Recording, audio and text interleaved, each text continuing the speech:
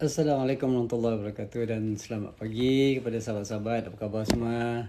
Alhamdulillah, kita bersyukur kepada Allah SWT kita diberikan peluang untuk berjumpa sekali lagi pada pagi ini. Kalau biasanya hari-hari kerja saya hantar anak, so hari ini hari Sabtu. Alhamdulillah hari Sabtu hari sepatutnya saya ada kelas. Saya sebagai pelajar DIJAB, Diploma Agama Syar'i. Tapi hari ini dah masuk dalam cuti SEM. Jadi Alhamdulillah ada masa sikit kat rumah. Alhamdulillah. So tajuk kita yang kita nak sembang-sembang hari ini ialah PRU15. Masih lagi hangat dibicarakan. Okay. Dan saya nak kaitkan dengan qada dan qadar Allah Subhanahu wa taala. Baik, anak-anak pula. Adik-adik, tak kira adik-adik ke siapa-siapa, anak-anak ke sahabat-sahabat ke, kan? Abang-abang, ayah-ayah ke, insya-Allah. So, secara umumnya, setiap orang dia akan berusaha untuk melakukan apa saja untuk dapatkan apa yang dia nak dalam kehidupan. Cuma, seperti mana yang kita tahu bahawa tak ada semua benda yang kita nak dapat dalam dunia ni, dan yang kadang-kadang yang kita nak tak dapat. Sebab apa? Sebab segala-galanya adalah ditentukan oleh Allah Subhanahu wa taala. Okey. Jadi kalau nak cerita sedikit apa yang saya nak lah dalam kehidupan saya ni, sebenarnya saya nak jadi jutawan. Saya nak jadi jutawan. Okey, dan saya telah berusaha sedaya upaya, orang kata bekerja keras, mati-matian orang kata, sebab nak capai matlamat nak jadi jutawan. Sejak daripada mula saya belajar kerja, lepas grad daripada Universiti Azhar, sekitar 1990, 1990, okey, saya dah berusaha, dah terlibat dengan perniagaan, masuk Syakli, keluar duit masa tu sampai 5,000 RM. Masa tahun 1990 tu dah duit gaji masa tu baru 1,100, okey. Mula kerja dekat UIA, tapi masa tu dah keluarkan duit sebanyak RM5,000 guna apa? Guna duit kad kredit, okey. Jadi buat bisnes, dan leader saya pun yang hebat-hebat, kebanyakannya memang jutawan, okey. Buat tak jadi. Lepas satu MLM saya masuk, lepas masa tu Syakli. Lepas Syakli saya masuk For Life. For Life saya bersama dengan seorang leader juga yang sangat terkenal. Okey, kalau siapa yang berada dalam For Life, ni baju For Life saya pakai baju For Life, tapi dah tak terlibat secara langsung lah. Okey, For Life saya ada leader yang sangat hebat, Puan Syaridin, asal daripada Singapura, dan income dia bulanan pun lebih kurang 1 juta lah sebulan, sebab dia punya rangkaian seluruh dunia ada. Okey. Okey, dan saya pernah dihantar ke Sabah. Hampir seluruh Sabah saya pusing pergi jumpa orang ni, kemudian buat appointment, kemudian buat talk dan sebagainya, tapi masih juga tidak berjaya untuk menjadi jutawan. Okey. Kemudian melompat daripada MLM, melompat pula masuk masuk takaful, etika. Etika ni saya ingat saya dah 3-4 kali saya masuk keluar. Bukan sekat etika saja, saya masuk Pro BSN, saya masuk takaful national. Okey. Dan bagai-bagai lah usaha, dan leader saya pun sangat hebat. Leader saya dalam etika takaful masa saya mula masuk tu Encik Daniel Abdullah. Kalau orang dalam etika kenal lah, memang antara top leader. Income dia pun lebih kurang 1 juta satu bulan. Dahsyat. Jadi leader saya semua hebat. Cuma saya dah buat macam-macam usaha untuk jadi jutawan, tapi tak dapat. Okey, persoalannya kenapa tak dapat? Saya dah kerja hebat, dah buat macam-macam tapi kenapa tak jadi? Okey, mudah je. Jawapannya adalah kerana memang saya belum setakat ini ditulis oleh Allah SWT sebagai seorang jutawan.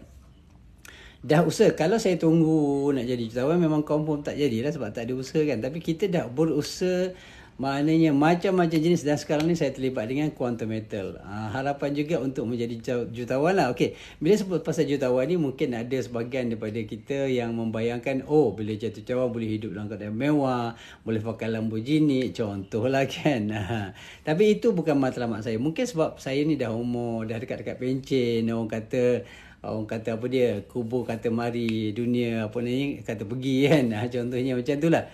Jadi keinginan untuk bermewah-mewah tu sudah sebenarnya tidak ada bagi saya, sebab saya nak supaya saya mati nanti saya masih lagi meninggalkan legasi yang bagus, perkara-perkara yang baik, yang mana bila kalau kita kaya, insya-Allah dengan niat yang baik, dengan niat yang suci, niat yang ikhlas untuk membantu, maka itulah sebenarnya hasrat dan keinginan saya. Saya pernah cakap dengan pelajar-pelajar saya, kalau saya jadi jutawan, apa saya buat, seantaranya saya nak create satu dipanggil student kitchen. Ini niat saya. Student kitchen ni buat kerjasama dengan universiti bagikan tempat, so kita akan supply mana barang-barang, sediakan peralatan untuk memasak, dapur, periuk, pinggan mangkuk dan sebagainya. Okey, itulah yang saya niat. Jadi kalau sahabat-sahabat ada modal, ada duit untuk dibelanjakan, maka boleh bersama-sama kita membuat projek student kitchen dekat USIM. Okey. Maknanya kita buat student kitchen ni, maknanya kita akan supply barang-barang mentah setiap hari dekat student kitchen ni. Kemudian pelajar akan memasak dan dah masak, dia orang masak sendiri, kemudian dia akan agih-agihkan kepada mereka yang layak lah. Jadi kita tak boleh bagi semua, okay? Sebab perlukan modal yang sangat besar. Okey, contohnya. Jadi kita dengan student kitchen ni, maksudnya pelajar masak dan dia akan agihkan kepada pelajar-pelajar yang contohnya yang B40 kan. Kita bagi mereka yang dalam golongan yang tersebut yang perlukan makanan kan, contoh perlukan bantuan.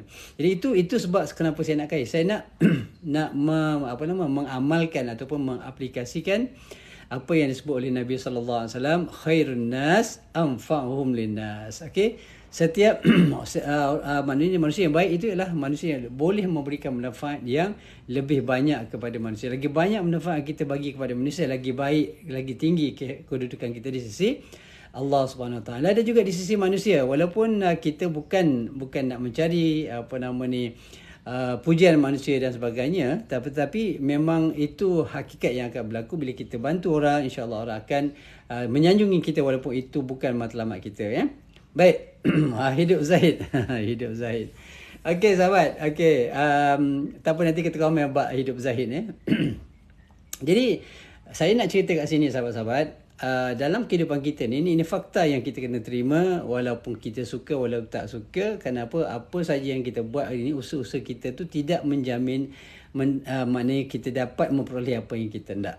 Okey, artinya itu fitrahnya manusia yang dijadikan oleh Allah SWT, memang macam tu. Tak ada benda yang kita nak semua dapat. Okey, ada benda yang kita tak nak, itulah yang dapat. Okey. Okey, jadi itu fakta dia. Jadi bila kita memahami keadaan ini, jadi apa saja yang berlaku dalam kehidupan kita sahabat-sahabat, maka kita kena terima dengan redha, kerana itu sebenarnya adalah ketetapan Allah SWT. Baik, jadi berdasarkan pada cerita saya tadi, bahawa kita dah usaha, kita dah buat macam-macam jadi tetapi akhirnya yang Allah Taala nak itulah yang akan berlaku. Dan inilah yang berlaku sekarang ni dalam apa yang kita bincang hari ni, berkaitan dengan pilihan raya yang lepas kan. So pilihan raya tu artinya usaha kita. Betul? Ada sahabat-sahabat, semalam saya tanya dekat dalam kelas saya, ada lebih kurang 20 orang pelajar dalam satu kelas. Semalam saya ada buat tutorial, ada 2 kelas, 40 orang lah semua. Okey, saya memang biasa kalau ada isu-isu yang hangat yang berlaku di luar, maka saya akan bawa perbincangan dengan para pelajar sebelum memulakan pengajian. Sebab itu sebahagian juga daripada kita punya task lah, kita punya role ataupun peranan yang perlu kita mainkan sebagai seorang pensyarah, bukan pergi mengajar saja kan. Jadi saya tanya pelajar, okey, siapa yang happy Datuk Seri Anwar Ibrahim diangkat sebagai Perdana Menteri? Satu orang pun tak angkat. Pelajar-pelajar saja 40 orang, ada 2 kelas 40 orang, seorang pun tak angkat tangan mengatakan mereka suka gembira apabila Datuk Seri Anwar Ibrahim dilantik sebagai Perdana Menteri. Okey, bagi saya itu adalah satu perkara yang normal, tetapi ia adalah menggambarkan bahawa dekat universiti, khususnya kalau dekat USIM lah, boleh dikatakan memang majoriti pelajar adalah mereka yang menyokong Perikatan Nasional. Itu yang saya boleh katakan berdasarkan survey yang saya buat dalam kelas saya sendiri. Okey, tapi itu adalah satu perkara normal kerana para pelajar ni dia membaca dan dia terlibat banyak dengan sosial media, dan kita tahu dalam sosial media ni banyak perkara yang sebenarnya tidak betul pun, yang merupakan fitnah, tapi para pelajar ni kurang mahir dalam meneliti berita-berita, dan kadang-kadang mereka itu tidak matang untuk membuat keputusan keputusan. Mungkin satu video yang menuduh contohnya Datuk Seri Anwar Ibrahim sebagai ejen Israel itu sudah cukup untuk menjadikan mereka berpegang dan membuat keputusan dalam pengundian. Mungkin itu kerana mereka tidak ada pengalaman, baru first time mengundi dan mudah dipengaruhi oleh media sosial dan sebagainya. Tapi itu adalah satu perkara yang normal. Jadi itulah yang berlaku sebenarnya. Jadi bila kita berbalik kepada apa yang saya sebutkan tadi, kita dah berusaha macam-macam, kita dah mengundi, kemudian bila dah mengundi, kita nak bila kita mengundi, orang yang menyokong Pakatan Harapan nak Datuk Seri Anwar Ibrahim jadi Perdana Menteri, orang yang menyokong PN nakkan Tan Sri Mahyudin Yassin sebagai Perdana Menteri kan. Kemudian orang yang menyokong BN nakkan Datuk Ismail Sabri menjadi PM. Tapi akhirnya setelah kita buat segala itu, akhirnya apa yang ditentukan itulah yang berlaku. Yang ditentukan oleh Allah Ta'ala itulah yang berlaku. Artinya kita sebagai manusia, sebagai orang beriman, mau tidak mau, walaupun kita suka, kita tak suka, kita kena terima dengan hati yang terbuka kerana itu sebenarnya kehendak Allah Subhanahu Wa Ta'ala. Okey, itu kehendak Allah SWT. Mustahil, sahabat-sahabat, mustahil ada sesuatu yang berlaku walaupun sekecil-kecilnya. Wa ma tasqutu min waraqatin illa ya'lamuha. Artinya walaupun satu helai daun yang gugur ke bumi, semuanya diketahui oleh Allah Subhanahu Wa Taala. Itu sehelai daun. Ini adalah satu perkara yang besar. Politik negara adalah satu yang besar. Kepimpinan adalah satu yang besar. Kabinet adalah satu besar kerana mereka itu boleh mencorak hala tuju negara kan. Jadi sebab itulah benda besar. Kalau benda kecil pun Allah Taala yang menentukan, apatah lagi benda yang besar begini. Jadi kita kena terima hakikat bahawa ini adalah ketentuan Allah SWT. Siapa yang mengangkat Datuk Seri Anwar Ibrahim sebagai Perdana Menteri, orang kata kita lah pengundi agung. Tak. Itu adalah sebagai satu bentuk, orang kata, formality sahaja. Itu adalah satu bentuk usaha yang kecil sahaja. Sebab kita hanya, orang kata, sekadar berusaha. Bahkan sebenarnya kita kena faham bahawa sebelum Datuk Seri Anwar Ibrahim dilahirkan ke dunia pun, bila dilahirkan ke dunia pun dia dah telah tercatat pada hari Jumaat yang lepas dia akan mengangkat sumpah sebagai Perdana Menteri dah. Sebab setiap anak yang dilahirkan tu dah lengkap semua apa yang berlaku dalam kehidupan dia, sama ada dengan rezeki dia, hidup mati dia, dia jadi PM ke, semua telah memang tertulis di sisi Allah SWT, dan dia pasti akan berlaku dan tidak ada siapa pun yang boleh menghalangnya. Sebab tu dalam satu hadis Nabi SAW menyebutkan apa dia? Nabi sebutkan bahawa lau ijtama'an nas wal jin. Ini lebih kurang dia punya mata, tapi tidak tepatlah, lebih kurang maksudnya ma fi ma'nahu.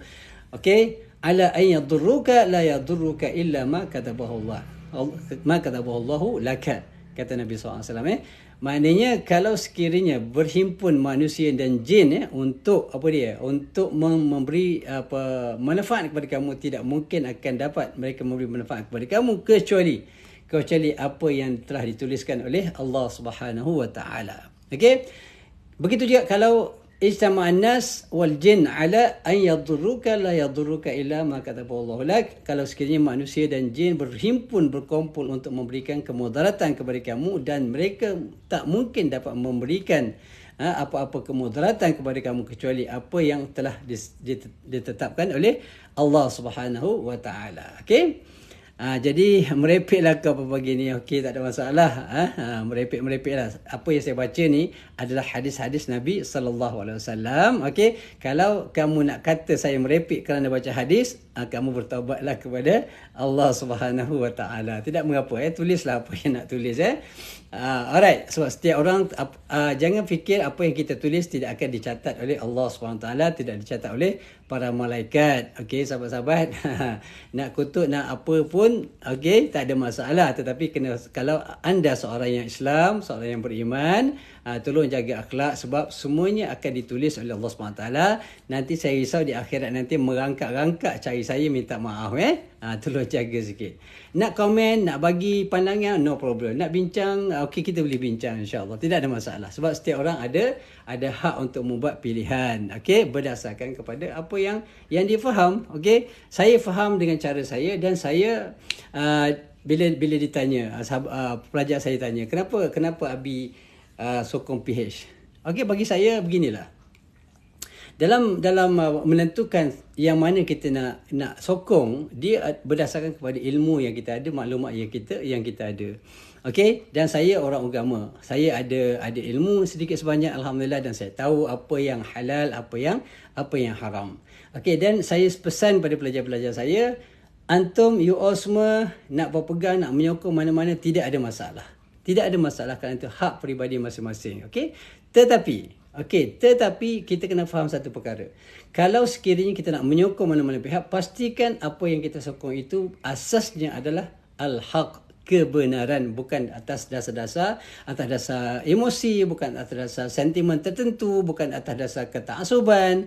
Tak, kita melihat kebenaran. Saya menyokong Datuk Seri Anwar Ibrahim kerana pada saya nampak beliau adalah seorang yang ada kaliber, dia ada pengalaman yang banyak sebagai Menteri Keuangan dan rekodnya sangat bagus. Okey. Dan ada juga pelajar tanya, oh dalam tu ada DAP. Okey. DAP ni non-Muslim. Okey. Kita tengok dari sudut Islam, sahabat-sahabat. Nabi SAW, kita tengok macam mana Nabi treat orang yang bukan Islam. Adakah Nabi sentiasa memerangi mereka? Jawapannya tidak. Okey, masa perang, yes, Nabi perang habis-habisan dan ramai yang telah dibunuh, orang kafir telah dibunuh, tapi dalam keadaan biasa, keadaan aman, orang yang bukan Islam diberikan perlindungan yang sangat istimewa, sama haknya macam orang yang Islam juga. Contoh, kalau kita tengok dalam hukum syarak, kalau sekiranya seseorang Islam, dalam sebuah negara Islam ni, cerita dalam negara Islam. Kalau satu orang yang Islam dalam negara Islam yang mengamalkan hukum Islam secara sepenuhnya, hudud, kisah dan sebagainya. Kalau seorang Islam membunuh orang yang bukan Islam, yang disebutkan sebagai kafir zimmi. Kafir zimmi ni apa dia? Kafir zimmi ni ialah seorang yang bukan Islam, yang berada di dalam negara Islam. Okey, yang berada dalam negara Islam. Jadi kena faham konsep kedudukan orang yang bukan Islam dalam Islam, antum you all semua kena faham, barulah boleh bercakap. Okey, kalau guna sentimen Melayu sampai bila tak selesai masalah, sebab Melayu tidak boleh ditukar, Cina tak boleh ditukar, okey, kedudukan mereka tak boleh tukar. Tapi kena tengok dari sudut Islam. Macam mana Islam, macam mana Nabi ajar kita untuk treat, untuk layan orang-orang yang bukan Islam ini. Adakah Nabi sentiasa berperang dengan mereka? Tidak. Adakah Nabi sentiasa membenci mereka? Tidak. Adakah Nabi sentiasa mengutuk, menghina mereka? Tidak. Okey, itu Nabi. So kita nak ikut siapa? Kita nak ikut Nabi ke nak ikut kita punya pemimpin yang kadang-kala memberikan kenyataan-kenyataan yang bercanggah dengan hukum syarak? Okey, nak ikut Nabi ke nak ikut ulama? Kalau ulama betul, kita ikut, tak ada masalah. Kalau apa yang dibawa oleh ulama itu maknanya selari dengan apa yang dibawa oleh Nabi, okey, kira on, kita ikut. Tapi kalau ulama bawa satu pandangan yang bercanggah dengan Nabi, dengan akhlak Nabi, dengan apa yang diajar oleh Nabi, maka kita kena tolak ulama tersebut. Itu bukan ulama, itu ular dalam semak. Okey. Jadi sebab itulah sahabat-sahabat, okey, kalau kita lihat dalam hukum syarak pun, okey, maksudnya orang-orang yang bukan Islam, jangan panas pula. Okey, orang-orang yang bukan Islam yang berada dalam negara Islam, kalau sekiranya orang Islam membunuh yang bukan Islam di bawah kerajaan Islam, ni bukan ini cerita tentang hudud, tentang hudud. Okey, apakah hukuman yang akan dikenakan kepada orang yang Islam yang membunuh orang yang bukan Islam di dalam negara Islam? Pertama, hukumnya disebutkan ulama adalah haram hukumnya. Haram, tak boleh, berdosa bunuh orang yang bukan Islam. Itu undang-undang Islam, itu undang Islam. Kemudian apa hukuman yang akan dikenakan kepada mereka yang membunuh orang yang bukan Islam, orang kafir zimmi ni? Okey, kafir zimmi, saya ulang sekali lagi, kafir zimmi adalah seorang yang tidak beriman, yang kafir tetapi duduk di bawah pentadbiran agama Islam dan mereka mentaati dan mematuhi segala peraturan yang ada dalam negara. Mereka tidak bangkit mengangkat senjata cuba menjatuhkan negara Islam. Kalau mereka bangkit menggunakan senjata, menggunakan kekerasan, okey, dan cuba menjatuhkan negara Islam, maka kategori mereka tadi kafir zimmi sudah bertukar menjadi kafir harbi. Dan kalau mereka itu kafir harbi, maka mereka itu wajib dibunuh.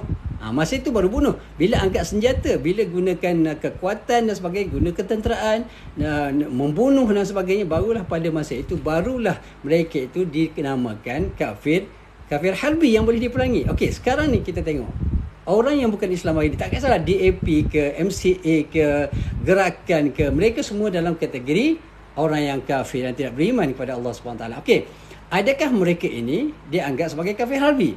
Ulama menyebutkan kafir harbi ini adalah kafir yang mengangkat senjata menentang Islam dan cuba menjatuhkan Islam. Okey, membunuh umat Islam dan sebagainya, itu baru kafir harbi. Tapi hari ini kita tengok Cina-Cina, okey maaflah, bukan resis orang yang bukan Islam hari ini, tak kisahlah sama ada apa saja bangsa mereka, tidak ada masalah. Adakah mereka ini boleh dikatakan sebagai kafir harbi? Jawapannya tidak, berdasarkan pandangan ulama. Okey, berdasarkan pandangan ulama, boleh baca, boleh rujuk mana-mana kitab. Orang yang kafir berada dalam negara Islam, kita kalaulah kita boleh terima Malaysia ni sebagai sebuah negara Islam, okey, maka mereka itu melakukan sesuatu mengikutkan lunas undang-undang yang ada. Okey, sekarang ni ada tak orang-orang yang katalah you all semua benci sangat, marah sangat DAP, adakah DAP mengangkat senjata dan membunuh orang Islam, cuba menjatuhkan kerajaan yang sah melalui keadaan yang salah, menggunakan kekerasan senjata dan sebagainya? Jawapannya tidak. So kalau tidak, mereka tidak boleh diletakkan di dalam kategori kafir harbi. Bila tidak kafir harbi, maka mereka menjadi kafir zimmi. Bila mereka kafir zimmi, mereka tidak boleh diapa-apakan. Mereka hendaklah beri hak yang sama dengan orang Islam. Bunuh mereka, orang yang membunuh boleh dikenakan hukuman qisas. Mencuri harta orang yang kafir zimmi ini boleh dikenakan hukum potong tangan, sama macam orang Islam mencuri daripada orang Islam. Jadi itu hak-hak orang Islam, hak-hak orang yang bukan Islam di dalam negara Islam. Okey? Jadi atas asas apa kita nak memerangi mereka? Atas asas mereka apa nak kita katakan mereka ini sebagai musuh Islam dan sebagainya? Okey? Sebab kita berada dalam sebuah negara yang memangnya okey, satu yang saya nak tanya, siapa hantar Cina-Cina ataupun orang India yang bukan Islam ke negara kita? Okey, mungkinlah kita kata penjajah bawa sebagainya masa mula-mula sebelum kemerdekaan dan sebagainya, sebagai pekerja, sebagai buruh dan sebagainya, dan bagai-bagailah dan orang-orang Cina diletakkan di kawasan bandar, orang-orang India contoh diletakkan kawasan estate.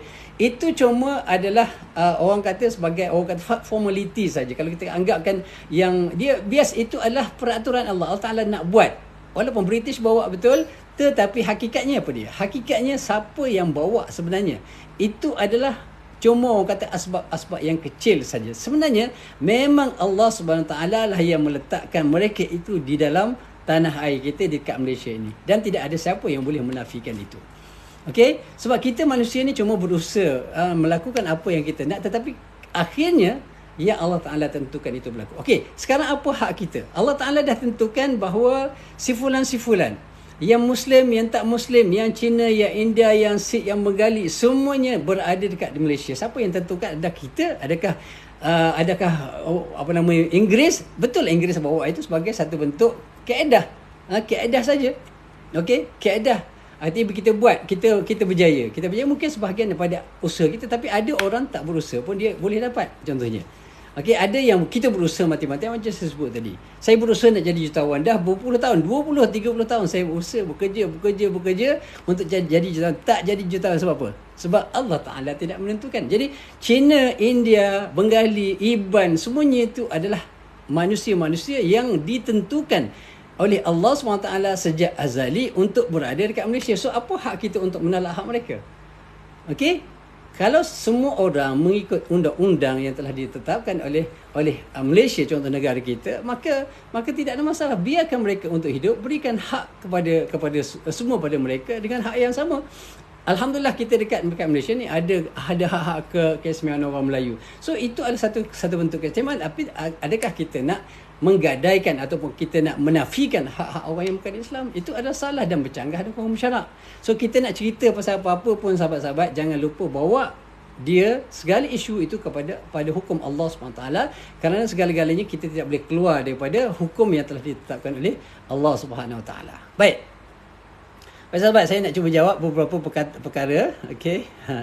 Tak kebas mulut ke? Alhamdulillah setakat ini Allah Taala bagi kesihatan, tak kebas. Okey. Jadi kalau sahabat kebas tu tak ada masalah lah, carilah ubat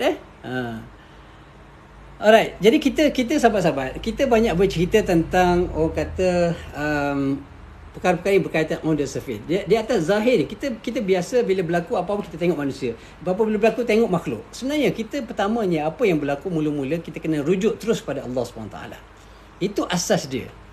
Jadi masalahnya hari ni, contoh kita drive kereta, pagi-pagi drive. Kita seorang pemandu yang sangat hebat lah, seorang yang sangat berhati-hati, jaga speed limit. Okey, kita memang insya-Allah kalau kita cara drive tu kita yakin memang tak akan berlaku aksiden. Baik, alhamdulillah kita tak langgar orang, tapi tiba-tiba bam belakang orang langgar kita. Okey, sekarang ni apa tindakan kita? Okey, kita akan marah kat dia, kita akan maki dia, kita akan turun tumbuk dia, gocah dia, orang Kelantan kata. Okey, ataupun kita dengan tenang, okey, berkata dan terus berhubung dengan Allah. Inna lillahi wa inna ilaihi rajiun. Itu sepatutnya. Apa saja yang berlaku kita rujuk kepada Allah Ta'ala dulu. Mula-mula sekali rujuk kepada Allah. Ya Allah, ini adalah ketentuan kamu. Aku dah berjaga-jaga, aku dah berhati-hati. Bawa speed limit pun memang always below the speed limit. Drive, jangan sangat berhati-hati.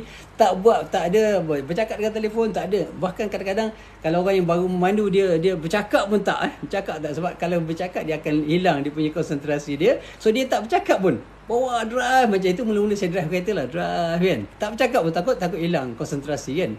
Okey, tiba-tiba bam langgar. Okey, sekarang kita nampak zahirnya macam dia lah yang menjadi penyebab. Betul, dari sudut zahirnya nampak dia penyebab. Tapi siapa yang hantar dia? Siapa yang telah mentakdirkan, telah menetapkan bahawa akan berlaku pelanggaran itu pada hari ini, pada saat ini? Tidak lain dan tidak bukan adalah Allah Subhanahu Wa Taala. Sebab tu dalam apa saja yang kita buat, bila kita mengundi, okey, siapa yang hari tu kita bising kan, bila UMNO bila Barisan Nasional push untuk ada bubar ke parlimen. Memang kita ramai sibuk bising. Saya pun bising juga, apalah nak buat pilihan raya masa hujan apa semua. Tapi Allah Taala takdirkan ia berlaku. Manusia ni merupakan asbab-asbab. Allah Ta'ala dah letakkan perancangan-perancangannya yang wajib dan pasti akan berlaku. Akan datang kita tak tahu apa yang akan berlaku. Tapi apa yang berlaku hari ini adalah sebagai satu perkara yang telah pun ditetapkan terlebih dahulu oleh Allah SWT sejak azali lagi. Sebelum dunia ni dijadikan, Allah Ta'ala dah ada peraturan dia, dah ada semua. Arti orang kata orang tu plan dia. Yang plan tu bukan plan macam kita ni plan tapi tak jadi. Tapi plan Allah tu wajib berlaku. Itu kehendak Allah Ta'ala. Dan Allah Ta'ala telah tentukan hari ini saya bercakap. Bahkan perkataan-perkataan yang keluar dari mulut saya semuanya telah tertulis di azali. Okey? Sejak Allah Ta'ala dah tahu apa yang saya akan cakap. Walaupun sebab saya tak fikir apa saya nak cakap, saya akan cakap terus je apa yang keluar daripada mulut saya berdasarkan akal fikiran yang ada, idea yang ada, saya akan keluar. Tapi semuanya inilah ditetapkan oleh Allah SWT. Jadi sahabat-sahabat, apa saja yang berlaku, sama ada ia berbentuk keduniaan atau berbentuk keakhiratan, segalanya kena letakkan Allah Ta'ala sebagai rujukan kita.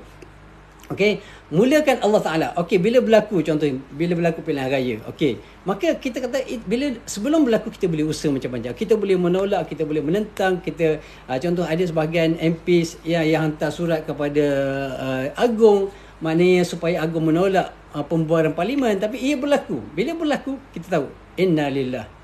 Itu Allah Ta'ala yang menentukan. Manusia ni cuba berusaha. Manusia cuma boleh berusaha, tetapi yang menentukan segala apa, sekecil-kecil sehinggalah sebesar-besarnya adalah Allah Ta'ala yang menentukan. Kita usaha wajib, yes. Sebagai manusia kena usaha. Sebab kalau kita tak usaha, kita tunggu je, memang tak jadi. Contoh nak pilih pemimpin. Kita tunggu, tak mengundi, tak apa, memang tak dapat lah. Jadi setiap orang telah pun berusaha. Semua orang telah pun berkempen dengan begitu hebat. Kemudian orang kata sampai bilion-bilion duit habis kan, contohnya kan. Kemudian ada yang menggunakan berbagai jenis kempen. Ada yang berkempen secara gentleman, ceritakan kebaikan-kebaikan apa yang akan diberikan pada rakyat. Tapi ada juga yang fitnah, ada menaburkan menggunakan berbagai kaedah yang memfitnah. Ada macam tu. Okey? Tapi itu usaha yang dilakukan oleh manusia. Kemudian setiap orang yang melakukan perkara yang bercanggah dengan hukum Allah, maka dia akan hadapilah di akhirat nanti. Okey, baik. Kita dah usaha. Tapi sama juga dengan bila kita dah mengundi, kemudian keputusan dah keluar, tak ada mana-mana parti, mana-mana gabungan yang boleh membentuk kerajaan. Akhirnya Yang di-Pertuan Agong terpaksa campur tangan. Bila campur tangan, maka terbentuklah kerajaan yang disebutkan sebagai kerajaan perpaduan. Itu kat belakang tu. Kerajaan Perpaduan Nasional 2022 telah pun diisytiharkan ataupun telah diumumkan semalam oleh PM. Okey. Baik. Jadi kita buat berdasarkan pada apa yang kita nak, apa yang kita fikirkan, apa yang kita nak. Tapi akhirnya kita kita kena kembalikan kepada Allah SWT, kerana tidak mungkin berlaku apa-apa dalam dunia ini kecuali dengan izin Allah SWT. Sekarang ramai yang tak suka Datuk Seri Anwar Ibrahim jadi Perdana Menteri. Okey, buktinya kita tengok dalam pengundian lah. Kalau kita campur semuanya majoriti yang selain daripada Pakatan Harapan, memang majoriti. Kalau mereka bergabung, memang mereka lah yang sepatutnya dapat menubuhkan kerajaan. Tapi oleh kerana mereka tidak mahu bergabung, maka PH bergabung dengan Barisan Nasional dan juga GPS dan berbagai-bagai parti kecil lagi, Warisan dan sebagainya. Maka akhirnya dengan izin Allah, bukan berlaku tanpa dirancang oleh Allah. Semua ni adalah perancangan Allah Ta'ala, dan manusia merancang, Allah juga merancang, tapi perancangan Allah Ta'ala itu pasti akan berlaku dan tidak ada siapa boleh menghalangnya. Memang tertulis sudah di azali bahawa Datuk Seri Anwar Ibrahim mesti menjadi Perdana Menteri, sebab itu memang tertulis di sisi Allah SWT. Jadi sahabat-sahabat, bila PM dah memerintah, dah dilantik jadi Perdana Menteri, apabila Datuk Seri Anwar Ibrahim dah dilantik sebagai Perdana Menteri, artinya itu ketetapan Allah SWT. Memang dia nak, memang dia usaha. Tetapi adakah usahanya boleh menghasilkan apa yang dia nak? Tak semesti. Berapa ramai orang, macam saya sebut tadi, usaha nak jadi jutawan tapi tak jadi jutawan. Ramai orang berusaha nak jadi menteri, tak jadi menteri. Ramai orang nak Dr. Mazli Malik sebagai Menteri Pendidikan balik, dilantik sebagai senator, tak naik. Orang nak contohnya KJ sebagai Menteri Kesihatan, tak naik. Orang nak Dr. Zulkifli sebagai Menteri Kesihatan, tak naik. Naik orang lain. Bila naik orang lain, bila dah diputuskan, telah di-announcekan, telah diumumkan, maka kita kena redha, kerana itu sebenarnya adalah ketetapan Allah SWT. Orang tak nak Datuk Seri Zahid Hamidi sebagai Timbalan Perdana Menteri. Tapi nak buat macam mana? Itu ketetapan Allah. Memang ramai yang tak suka. Saya sendiri pun personally tidak suka. Sebab kita tak nak lah dalam kabinet itu ada orang-orang yang terlibat dengan kes-kes jenayah, kes rasuah yang masih lagi berjalan, dia punya proses pengadilan, proses penghakiman itu berlaku, pembicaraan masih berjalan. Kita tak nak kalau boleh, sebab dia akan mencemarkan sedikit sebanyak, mencemarkan kedudukan parlimen itu sendiri di sudut pandangan dunia. Dan kita rakyat sendiri pun tak suka sebenarnya. Tapi persoalannya sekarang dia dah berlaku kan? Dah berlaku. Bila dah berlaku, maka kita kena redha. Macam mana pun kita kena redha. Itulah sebenarnya adalah ketetapan qada dan qadar Allah Subhanahu Wa Taala. Walaupun ramai yang tak suka, walaupun ramai yang menentang, tapi bila Allah Taala kata kun fayakun, maka jadilah apa yang terjadi hari ini.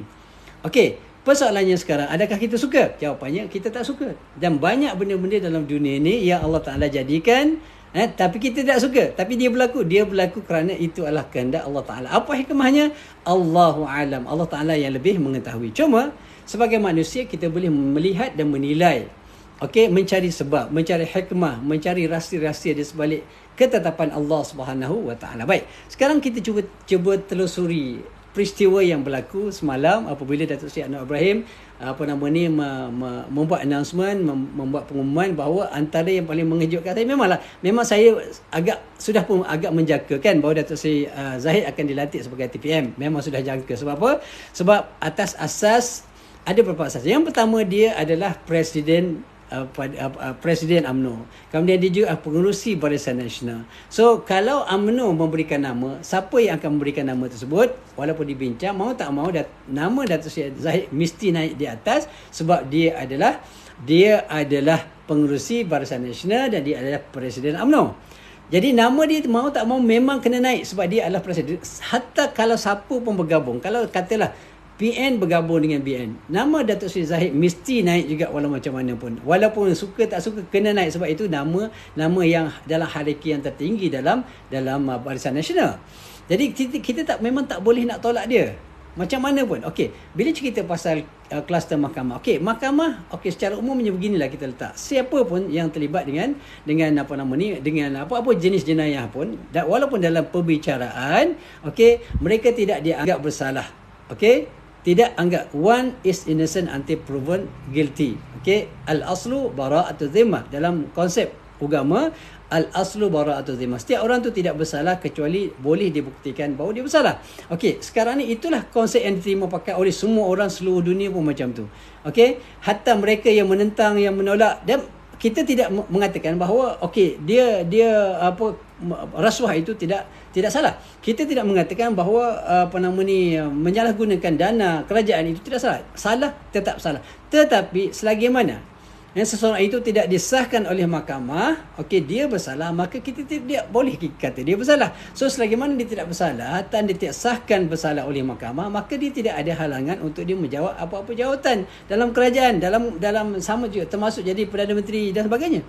Okey, jadi itu fakta dia. Jadi itu fakta dia yang walaupun kita tak suka, maka itu telah pun berlaku. Okey, jadi memang kita tak suka, sebab dia dalam bila adanya, dia akan, macam saya sebutkan tadi, bila adanya mereka yang terlibat dalam kes mahkamah tapi masih lagi dilantik sebagai timbalan Perdana Menteri dan juga menteri, saya tak ingat menteri apa tadi. Okey, tapi menteri lah juga, ada 2 jawatan kat situ. Okey, jadi dia akan boleh mencemarkan pandangan masyarakat dan rakyat sendiri. Ada keraguan di sana bila ada kes mahkamah, bila kita ada jawatan sebagai timbalan Perdana Menteri, ada kemungkinan akan kita sebagai Perdana Menteri yang ada kuasa mungkin boleh mendesak mungkin peguam negara untuk menarik balik kes tersebut ataupun menggugurkan kes tersebut. Ada kemungkinan. Tetapi ini yang kita nak tengok, kalau sekiranya ini berlaku, maka akan terserahlah hakikat sebenar kerajaan ini. Itu yang patut dielakkan oleh Datuk Seri Anwar Ibrahim. Artinya PN Datuk Seri Anwar Ibrahim tidak boleh sama sekali campur tangan dalam urusan-urusan yang melibatkan yang melibatkan kehakiman, yang melibatkan kes-kes yang berlaku dekat mahkamah. Kalau ada campur tangan, contoh ada arahan supaya melepaskan Datuk Seri Zahid, kemudian lepas tu ada arahan pula melepaskan walaupun menggunakan kaedah-kaedah perundangan contohnya, maka akan dilihat tidak ada bezalah kerajaan yang ada sekarang dengan kerajaan yang terdahulu. Sebab asasnya, walaupun kita dengar selalu Datuk Seri Anwar Ibrahim menyebutkan bahawa kita menentang rasuah, kita akan campur tangan dalam kehakiman dan sebagainya, tapi kalau ini berlaku disebabkan pelantikan Datuk Seri Zahid ke dalam parlimen, ke dalam kabinet, maka rakyat akan mula hilang kepercayaan. Sebab itu saya berpandangan Datuk Seri Anwar Ibrahim sebagai Perdana Menteri tidak harus dan bahkan kalau ikut hukum haram dia menyokong untuk dilepaskan mana-mana penjenayah kalau mereka didapati bersalah oleh mahkamah. Jadi kita tengok macam mana. Okey, saya harapkan ini tidak berlaku. Saya harapkan tidak berlaku. Kalau berlaku, dia akan menyebabkan kepercayaan rakyat yang mengangkat Datuk Seri Anwar Ibrahim sebagai Perdana Menteri akan luntur. Kepercayaan sudah mula luntur. Okey, jadi saya harap sangat Datuk Seri Anwar Ibrahim tidak campur tangan dalam urusan berkaitan dengan perundangan. Okey, kes mahkamah, biarlah Datuk Seri Zahid berhadapan dengan kes mahkamah dekat mahkamah. Kalau sekiranya tanpa ada sebarang campur tangan, tanpa ada sebarang orang kata desakan untuk menggugurkan kesnya ataupun melepaskan dia. Kalau ianya berlaku secara natural, Datuk Seri Ahmad Zahid walaupun dia berada dekat sebagai timbalan Perdana Menteri, dia masih lagi wajib pergi ke mahkamah. Jangan lepas ini dah tak ada pergi mahkamah lagi, dah ditangguh ataupun kalau tak di-cancel terus kesnya ataupun dibuang kes, mungkin ditangguhkan, lepas tangguhkan sampai 2 tahun, 3 tahun, 4 tahun, 5 tahun, maka ini pun boleh dilihat sebagai satu cubaan untuk melepaskan beliau. Jadi tidak seharusnya ini berlaku. Jadi saya melihat bahawa semua yang terlibat dengan kes mahkamah harus berjalan. Sama ada dia dalam Pakatan Harapan, contoh kes Syed Saddiq masih lagi berjalan, kes Lim Guan Eng terus, maka wajib tidak ada campur tangan. Biarkan kes ini berjalan secara natural mengikut kaedah-kaedah yang sepatutnya. Biarlah mereka itu kalau mereka itu dikatakan bersalah, maka bersalah oleh mahkamah. Okey, masih lagi ada peluang untuk dibuat rayuan, daripada mahkamah tinggi kepada mahkamah rayuan, kepada rayuan pergi mahkamah persekutuan, dan akhirnya kalau bersalah, barulah pada ketika itu Datuk Seri Zahid wajib melepaskan jawatan by law. Untuk undang-undang, bila disabitkan salah maka dia kena lepaskan jawatan. Okey, sekarang prosesnya adalah sangat panjang sebenarnya. Kalau tengok kes Datuk Najib pun mengambil masa 3-4 tahun untuk sampai dia masuk ke dalam penjara. So lepas satu, memang itulah kaedahnya. Proses yang diberikan hak untuk semua orang, semua rakyat Malaysia mempunyai hak yang sama. Bila mereka dituduh dalam satu-satu jenayah, mereka boleh sebenarnya membuat rayuan. Tapi ramai hari ni tak nak buat rayuan, dia salah terus masuk penjara contohnya. Tapi kebanyakan kita tengok macam Rosmah Mansor contohnya bersalah, telah pun disahkan bersalah oleh mahkamah, masih lagi ada peluang untuk buat rayuan. Itu proses yang diberikan oleh undang-undang. So kita ikut. Jadi kedudukan Datuk Seri Zahid sekarang ini dia adalah tidak bersalah kecuali telah ditetapkan, telah disahkan dengan bukti-bukti yang kukuh oleh mahkamah dia bersalah, barulah bersalah. Jadi sekarang ni kedudukannya dari sudut undang-undang dia tidak bersalah. Masih tidak bersalah, sebab tu dia boleh pegang jawatan. Jadi tidak ada isu tidak, bagi saya itu satu dari sudut isu perundangan tidak wujud, itu satu. Yang kedua, memang saya pun memahami Datuk Seri Anwar Ibrahim sebenarnya memang dia dah pada awal memang sebenarnya tidak mahu orang-orang yang terlibat dalam kluster mahkamah memasuki kabinet beliau. Tetapi apa pilihan yang ada kepada Datuk Seri Anwar Ibrahim? Apa kalau kita berada di tempat dia, apa yang kita akan buat? Kita akan tolak Datuk Seri Zahid sebagai Timbalan Perdana Menteri. Kerana itu sebenarnya adalah cadangan daripada UMNO, bahkan mungkin cadangan daripada Datuk Seri Zahid sendiri, sebab dia sebagai presiden kan, presiden UMNO, kemudian pengurusi kepada Barisan Nasional. So dia akan pasti mendesak ataupun insist bahawa ini adalah barisan pimpinan yang akan diletakkan di bawah mungkin dia sendiri telah minta pun memang nak TPM. Mungkin, wallah kita tidak tahu kan. Tapi itu adalah desakan dan memang itulah situasinya yang berlaku akan datang, sekarang dah akan datang apabila kerajaan itu lemah. Bila mana-mana gabungan tidak dapat membentuk kerajaan sendiri, maka inilah yang akan berlaku, dan dia akan berlaku terus menerus macam tu selagi mana gabungan itu tidak bergabung.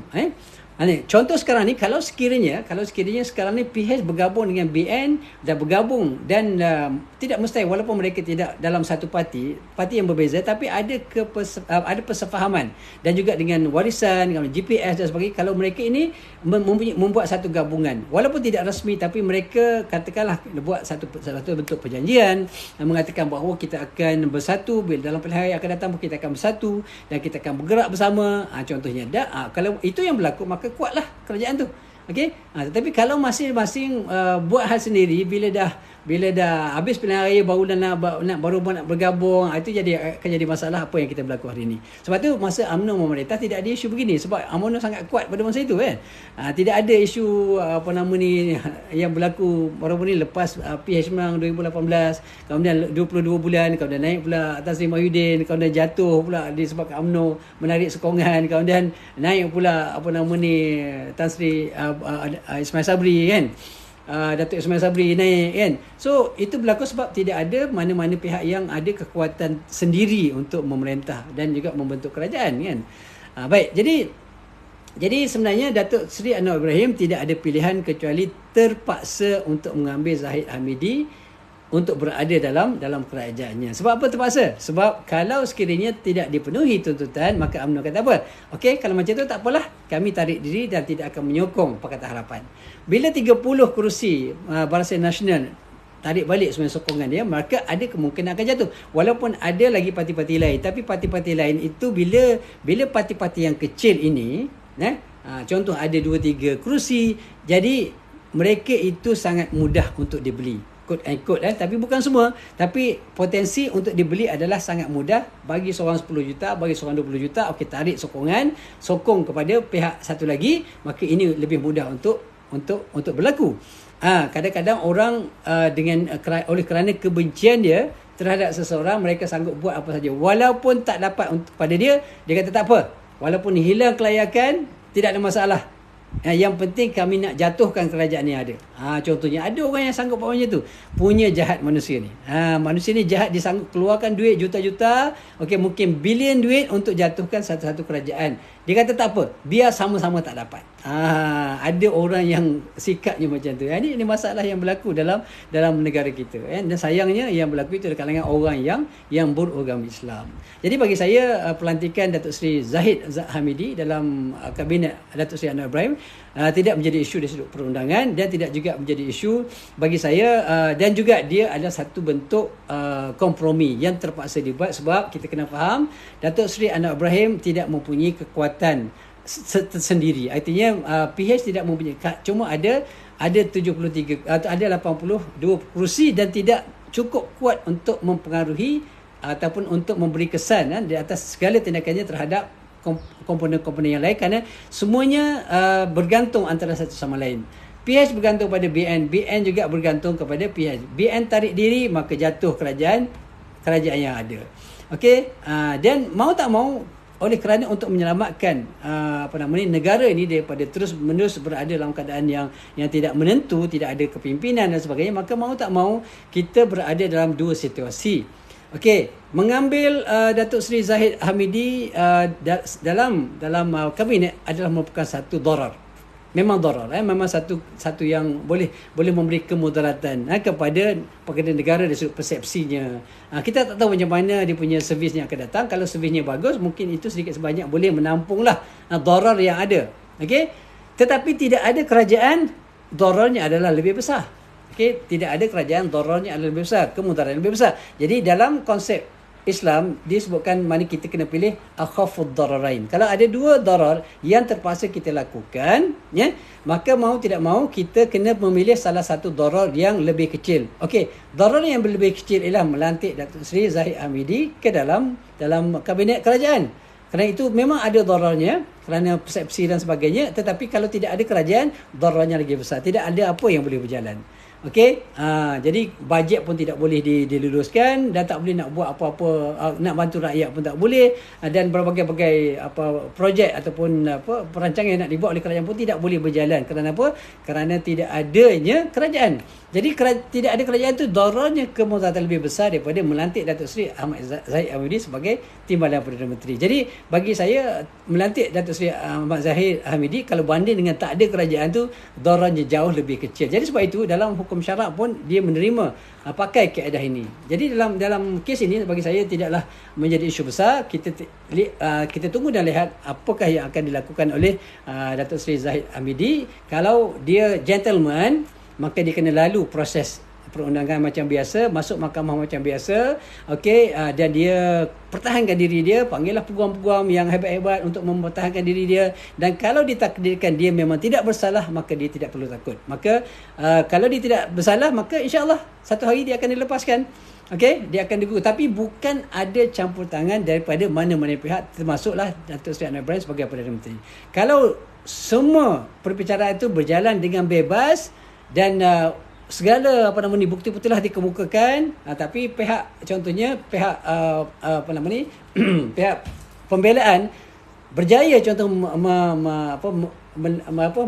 untuk create maknanya doubt dan sebagainya, atau ke satu bentuk keraguan di dalam semua bukti-bukti yang dia bawa, contohnya, artinya boleh ditolaklah kes dia, boleh menanglah kes dia. Tapi kalau kes tu memang pihak pendakwaan telah berjaya membuktikan beyond any reasonable doubt, okey, maknanya memang tidak ada keraguan, mau tak mau, maknanya kena bersalah, dan bila bersalah kena hadapi dia punya konsekuensi, kesan-kesan dia daripada bersalah.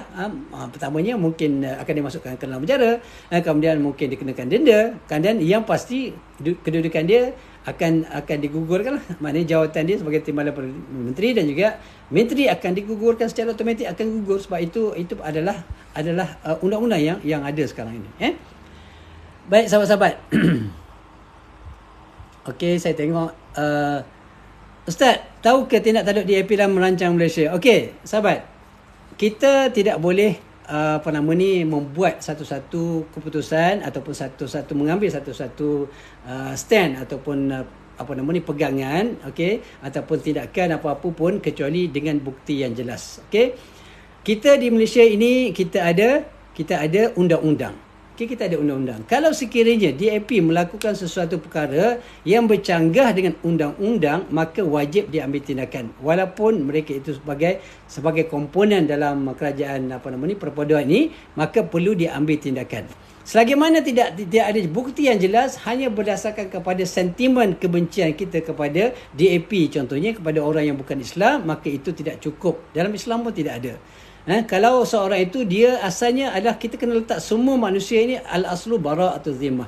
Semua manusia ini tidak bersalah kecuali ada bukti. Bawa bukti. Kalau saudara Kauri ni ada bukti yang jelas, okey, yang menunjukkan bahawa dia DAP contohnya merancang untuk menjatuhkan kerajaan ataupun untuk menyelinap masuk dalam mana-mana kementerian ataupun untuk membuat perkara-perkara yang membahayakan kerajaan, maka kerajaan pastinya kena ambil tindakan, buat penyiasatan dan ambil tindakan. Tapi kalau setakat mengatakan DAP, setiap orang ada perancangan, sahabat-sahabat. Semua orang ada perancangan. Orang Islam, orang Melayu ada perancangan untuk kebaikan orang Melayu. Orang Cina pastinya akan ada. Bila mereka masuk, mereka masuk pilihan raya mengikut peraturan yang telah ditetapkan. DAP adalah satu parti yang telah diluluskan oleh RUS. Okey, so dia mengikut perundangan, okey, mengikut peraturan. Jadi kalau ada apa-apa yang tidak mengikut peraturan, pada masa itu boleh ambil tindakan. Kalau perlu masukkan darjah, masuk jail. Tapi selagi mana tidak boleh dinafikan. Macam saya sebut tadi, orang Melayu ada perancangan untuk kebaikan orang Melayu. Betul. Dan bila kita buat perancangan untuk orang Melayu, ada tak kita nampak macam meminggirkan orang-orang yang bukan Melayu? Mungkin ada. Dan ramai orang Melayu, orang yang bukan Melayu merasakan tidak puas hati kerana memberi kelebihan kepada orang Melayu. Dan orang Melayu kena buat perancangan demikian. Itu natural. Orang Melayu bila dia naik, dia akan memberikan keutamaan. Walaupun mereka tidak meminggirkan yang bukan Melayu, tetapi pada hakikatnya kita orang Melayu akan merancang untuk orang Melayu. Bila DAP majoritinya orang Cina contohnya. Okey, so bila mereka Cina, mereka masuk dalam pilihan raya untuk apa? Untuk mengangkat, memartabatkan, memberikan hak-hak yang sepatutnya mereka dapat ataupun belum dapat mereka menuntut. Okey, itu satu perkara natural dalam proses demokrasi. Selagi mana ia tidak bercanggah dengan undang-undang Islam, undang-undang negara, dan juga kalau dia menyentuh agama Islam, maka dia kena refer kepada agama Islam lah. Sama juga orang India. Orang India juga sama, bila mereka masuk pilihan raya pun antaranya adalah untuk mengangkat hak-hak mereka, untuk mendapatkan hak mereka, untuk angkat dia punya tuntutan-tuntutan mereka. Itu adalah satu perkara yang normal. Okey, jadi kita nak merancang apa-apa tu, maknanya kita kena lihat kepada bukti-bukti yang jelas. Kalau dia bercanggah undang-undang, ambil tindakan. Itu je. Okey, jadi setiap orang dalam negara Malaysia ini, selagi mana mereka itu rakyat Malaysia, selagi mana mereka itu membuat apa pun perancangan, okey, kalau sekiranya perancangan yang mereka lakukan itu tidak bercanggah dengan undang-undang, maka apa yang perlu kita susah hati? So kita kena bersaing dengan sihat lah, macam kita berniaga lah. Kita berniaga ini, kita ada orang marah dekat China. Kenapa China ni semua kontrol ekonomi? Dah kita malas. Kita malas, kita tak rajin, kita suka melepak lagi banyak lagi daripada bekerja, duduk depan televisyen tengok Hindustan 3 jam. Okey, kita lebih suka begitu daripada orang-orang yang bukan Islam, orang yang bukan Melayu, Cina khususnya. Mereka bekerja sangat kuat. Okey, mereka bersungguh-sungguh, mereka adalah risk takers. Mereka sanggup terima, maknanya mengambil risiko dalam apa-apa perniagaan. Kita, kalau saya tanya pelajar-pelajar saya dekat universiti kan, dekat USIM, okey, siapa yang minat berniaga? Mungkin dalam satu kelas ada 100 lebih, 2 orang 3 orang yang minat berniaga. Sebab apa tak minat berniaga? Sebab susahlah, doktor, susahlah, banyak risikolah, tak pandai lah, tak minat lah. Ini jawapan pelajar-pelajar kita kat universiti. Berbanding dengan anak-anak orang yang bukan Melayu, Cina dan sebagainya. Mereka lebih maknanya terkedepan. Anak-anak kecil, daripada kecil-kecil lagi dah bawa ke kedai. Ajar dia berniaga. Jadi kita tak boleh nak marah mereka, sebab mereka lebih advance, mereka lebih rajin, mereka lebih berusaha, mereka lebih banyak ilmu dalam ilmu mereka. Sebab tu mereka mengawal ekonomi negara. Jadi nak marah pasal apa? Kita yang silap, jangan marah kat orang. Kita tak bagus, kemudian kita nak blame orang lain yang bagus. Kenapa? Tak boleh lah macam tu, kan? So be fair lah. Berlaku adil dengan siapa saja. Setiap orang ada hak. Tak ada kerajaan tidak pernah menghalang kita untuk jadi kaya. Okey, Islam juga tidak pernah menghalang kita jadi kaya. Tapi yang menyebabkan kita tidak kaya adalah kesilapan kita sendiri, sikap kita sendiri. Kita yang agak kurang berusaha, kurang rajin. Bukan saya kata malas tapi kalau kita lihat secara umumnya, memanglah saya akui walaupun ada orang marah kata orang Melayu ni malas, tapi kalau berdasarkan pada pemerhatian saya, malas tu bukan maksud dia tidak berusaha. Dia berusaha tapi tidak sampai tahap yang sepatutnya. Pelajar saya rajin. Bukan saya kata malas pelajar-pelajar, tapi dia tidak berapa rajin. Ada beza tu. Malas tu memang lemah, tak mau kerja. Dia buat kerja, dia baca tapi tidak sampai ke tahap yang sepatutnya menyebabkan dia advance ataupun dia mendapat keputusan yang baik. Dia usaha. Contoh saya kata, bila pelajar-pelajar masuk, antara perkara yang saya wajibkan kepada pelajar buat adalah bila mereka nak masuk kelas saya, wajib mereka membaca sekurang-kurangnya 3 jam. 3 jam membaca. Okey, baca dan semua makna-makna sebab teks yang diajar dalam bahasa Arab, so mereka kena baca dan mereka kena cari makna setiap perkataan yang ada dalam buku teks tersebut mengikut silibus yang telah ditentukan. Siapa yang tak baca, saya kata saya tidak akan benarkan masuk dalam kelas, bahkan kena keluar daripada kelas. Saya pernah keluarkan lebih kurang 80 pelajar daripada 120 dalam satu lecture. Saya pernah keluarkan 80 pelajar daripada kelas kerana tak ikut arahan membaca 3 jam sehari sebelum dia datang kuliah. Okey, kenapa saya wajibkan? Kerana bila saya buat survey, saya tanya pelajar-pelajar, okey, you all mula start belajar bila? Yang serius belajar. Kebanyakannya dah seminggu 2 minggu nak exam baru membaca. So rajin ke tak rajin tu? Sebab tu saya tanya, saya berani mengatakan pelajar-pelajar kita ni bukan boleh dikatakan malas lah. Malas bukan dia tak berusaha, tapi tidak berusaha ke tahap yang sepatutnya. Jadi sebab itulah kalau kita tengok rata-rata pelajar tak excel, tak maknanya tidak excellent dia punya result dia. Sebab apa? Sebab mereka kebanyakannya belajar last minute. Jadi saya nak tukar konsep ini. Jadi saya wajibkan setiap pelajar membaca sekurang 3 jam. Kalau tak baca, saya keluarkan. Pernah saya keluarkan 80 pelajar daripada 120 tinggal 40 pelajar yang baca. Okey. Dan mereka mengaku, alhamdulillah saya selut lah. Maknanya walaupun mereka tahu dia punya kesannya, tapi mereka tetap mengaku. Okey.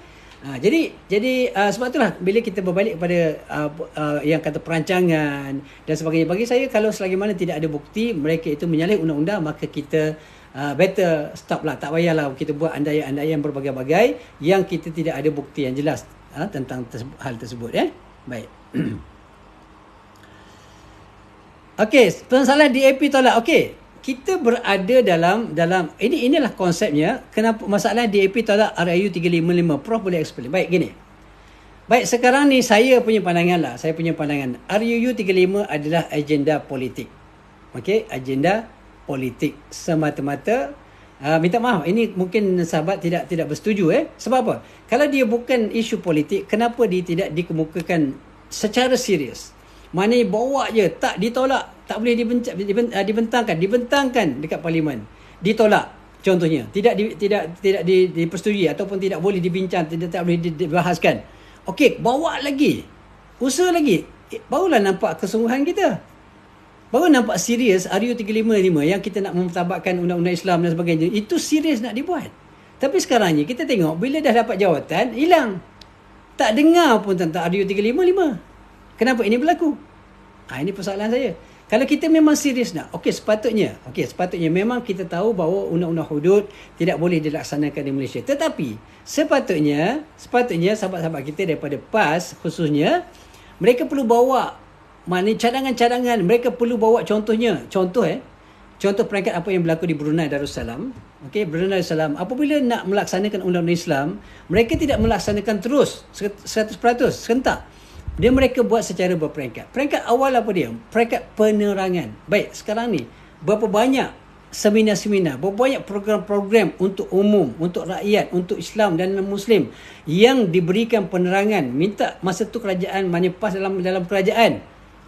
Lama daripada zaman Tan Sri Mahyudin Yassin, zaman Datuk Ismail Sabri. Kenapa tidak ada secara jelas proses atau usaha yang dilakukan oleh PAS untuk memberikan penerangan tentang undang-undang Islam? Kalaupun tidak boleh dilaksanakan, tapi sekurang-kurangnya ada usaha yang serius betul-betul yang didapat dilihat oleh rakyat. PAS peranan dia adalah untuk memberi penerangan. Peringkat awal. pergi perangan, buat seminar, buat maknanya convention, buatlah ceramah-ceramah umum, ceramah-ceramah terbuka. Okey, cerita tentang kehebatan dan juga kebaikan pelaksanaan undang-undang Islam dekat Malaysia untuk semua orang Islam dan Islam. Tunjukkan kebaikan-kebaikan, tapi ada tak berlaku? Tak berlaku. So, kalau DAP tolak RU 355 bagi saya adalah satu perkara yang normal sebab mereka bukan Islam. Okey, mereka bukan Islam. So kita berada dalam kerajaan yang berasaskan kepada demokrasi. Okey, siapa boleh menolak, siapa boleh menentang. Okey, berdasarkan konsep-konsep yang ada, berdasarkan undian. Contohnya kalau RU 355 dibentang di Parlimen. Kalau orang Islam semua faham dan walaupun DAP menolak, tapi kalau sekiranya umat Islam dan orang Islam MP ahli Parlimen dekat dalam Parlimen itu menyokong, maka RU 355 boleh dilaksanakan.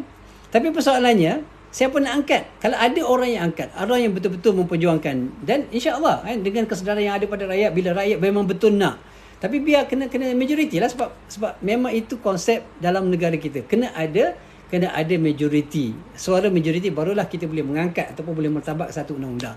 Jadi DAP menentang itu biasa.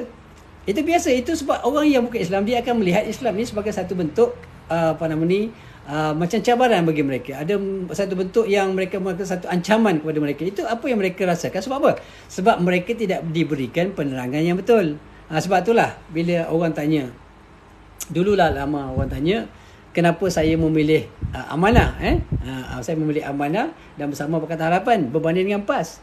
So, saya jawab mudah je. Saya memang sebelum saya terlibat dengan amanah, saya memang bersama dengan PAS. Maksudnya walaupun saya bukan ahli, tapi masa Datuk macam Tok Guru Ni Aziz, masa Tok Guru Ni Aziz ada, dan kebetulan dia pun pak saudara saya, adik-beradik ayah. Okay, walaupun begitu, saya tidak join PAS tapi saya menyokong segala tindakan yang dibuat oleh Tok Guru sebab saya nampak sangat cantik Islam pada ketika itu. Okey? Maknanya orang DAP, orang yang bukan Islam boleh duduk bersama, bergabung, ceramah di atas pentas yang sama. Orang DAP datang masa tu 5 siang duduk bersama dengan Tok Guru, mendengar ceramah, mendengar ayat Quran, mendengar hadis. So saya nampak indahnya Islam, nampak cantiknya Islam, dan dia sangat boleh menarik orang yang bukan Islam untuk sama-sama datang dengan ceramah. Walaupun dia ceramah politik, tapi diselitkan dengan ayat-ayat Quran, hadis-hadis Nabi SAW. Jadi inilah keindahan Islam.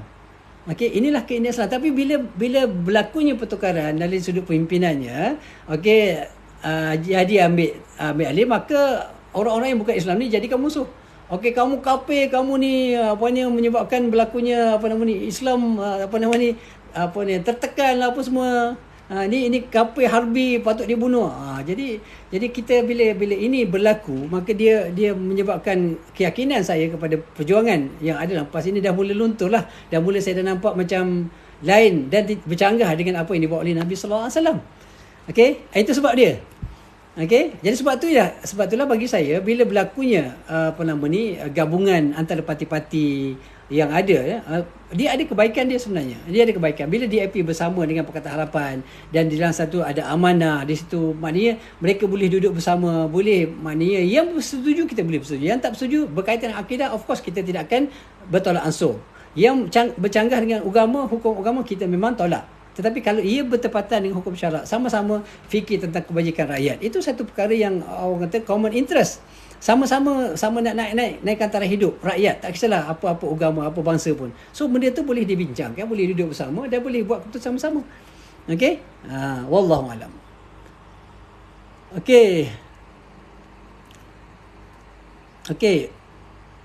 Alright, kita tengok lagi apa lagi soalan-soalan yang dikeluarkan oleh sahabat-sahabat ni. Okey, forex. Forex ni memang saya ni sebenarnya bukanlah dulu memang bila satu peringkat, kita manusia ni, kita orang yang Islam ni, orang Islam ni sepatutnya dia kena ambil tahu apa yang berlaku di sekeliling kita, dan bila kita lihat contoh macam satu ketika dulu, setahun lebih dulu, saya tengok forex adalah merupakan satu perkara yang saya perlu berikan perhatian. Saya perlu keluarkan video-video menentang forex habis-habisan sebab forex ni memang haram di sisi hukum syarak. Jadi saya bangun menentang, saya buat video-video berkaitan dengan forex dalam banyak video. So sekarang bila datang pilihan raya, so takkan kita nak cerita pasal forex lagi, tak sesuai lah. So orang Islam ni dia tahu, dia sepatutnya faham dan tahu bagaimana nak menyesuaikan keadaan. So bila datang forex, Okey, forex lah, kita cerita forex. Bila pilihan raya, kalau cerita forex, orang kata apa hal ni kan. Orang ni, ini orang kata duduk dalam tempurung ni, tak tahu apa yang berlaku. So, kita kena tackle perkara-perkara yang berkaitan supaya kita sedikit sebanyak idea, ilmu yang kita ada, kita boleh kongsikan kepada masyarakat dan masyarakat boleh manfaatkan. Alright, itu sebab dia lah. Okey, pandangan Pastor Zaid Hamidi saya dah cerita tadi. Okey. Bank pun trade forex. Okay, bank kalau dia ada pun forex, dia bukan berasaskan kepada apa yang kita buat lah. Pada you all semua buat yang trading online tu, bank tak buat macam tu bank tak buat. Tapi mereka ada terlibat dengan forex exchange lah. Sebab contohnya kalau kita kita ada account dalam bank Islam contohnya, dan kita nak buat export import, kita nak beli barang daripada luar negara, so kita kena bayar dalam US contohnya. So bank ada menyediakan khidmat tersebut. Itu mana forex exchange lah tu. Kita ada duit Malaysia tapi kita nak bayar dalam USD. So bank akan menyediakan ada foreign exchange lah. Kita bank boleh keluarkan cek ataupun yang dalam USD contohnya. Maka itu sebahagian daripada foreign exchange Okey, itu memang ada tetapi tidak tidak sama seperti mana yang berlaku foreign exchange yang forex online yang trading tu Okey, jom saya out dulu Prof. Alright, okay, terima kasih kepada sahabat yang bersama kita. Saya tak bersetuju dengan apa yang sahabat kata menerima Zahid sebagai suci. No. Saya sangat menentang pendirian tersebut. Salah adalah salah.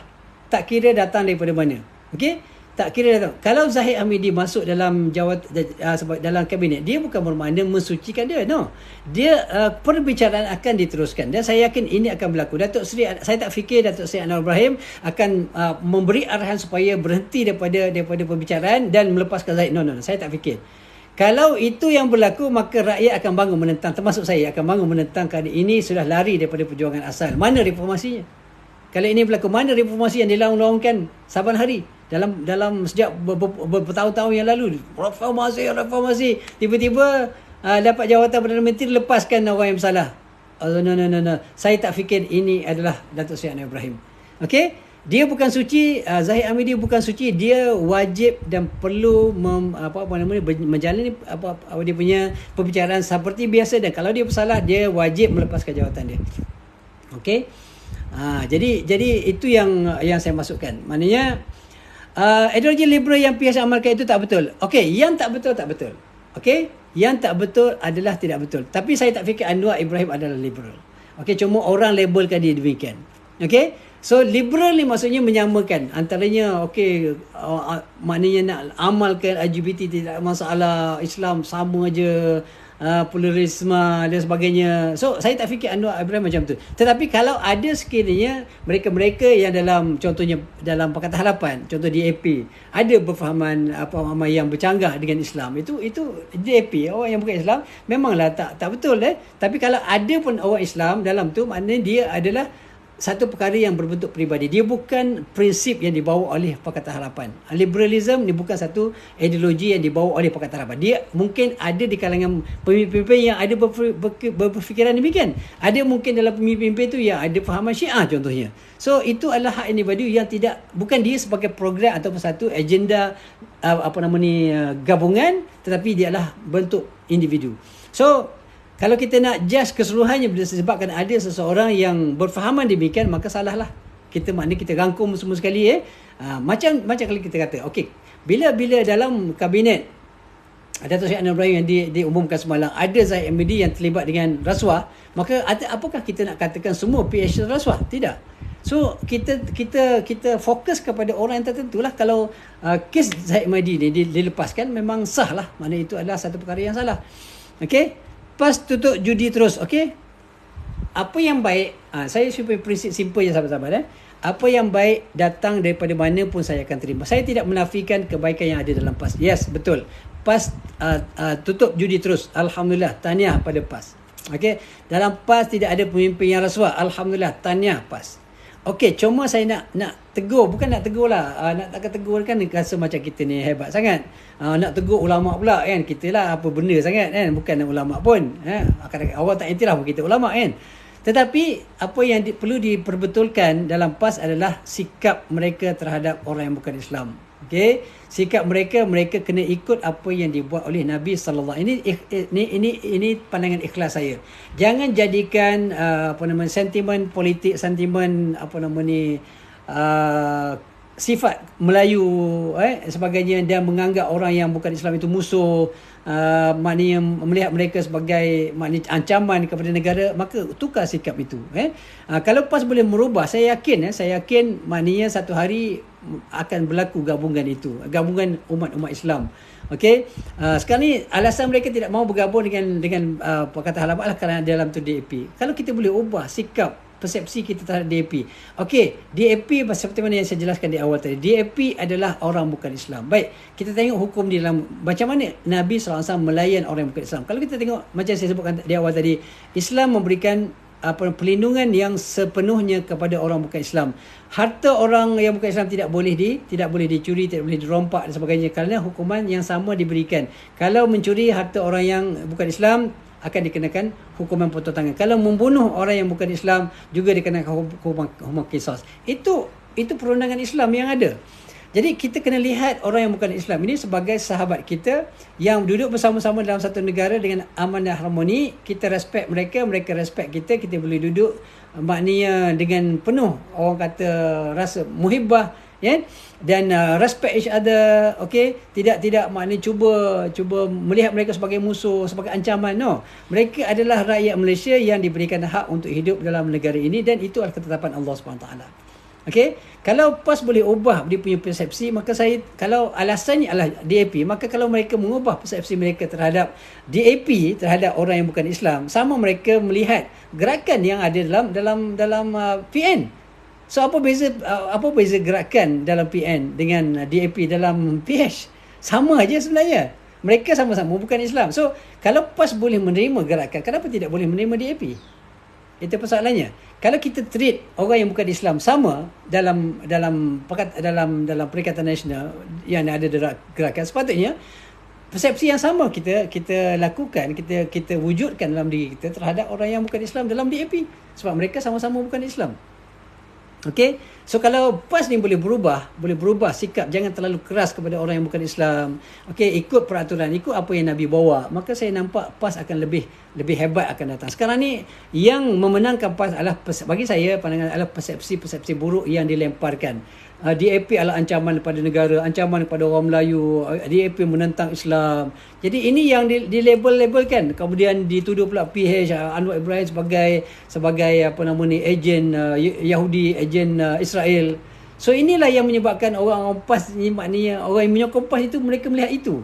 Sedangkan itu semua tidak betul. Semua itu adalah fitnah.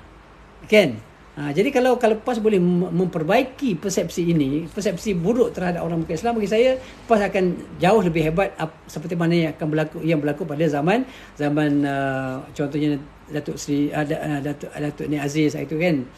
Okey, zaman Tok Guru. Kalau PAS boleh berubah, jangan terlalu keras kepada orang yang bukan Islam, bagi saya dia lebih mudah untuk diterima oleh masyarakat. Okey, wallahu alam. Okey.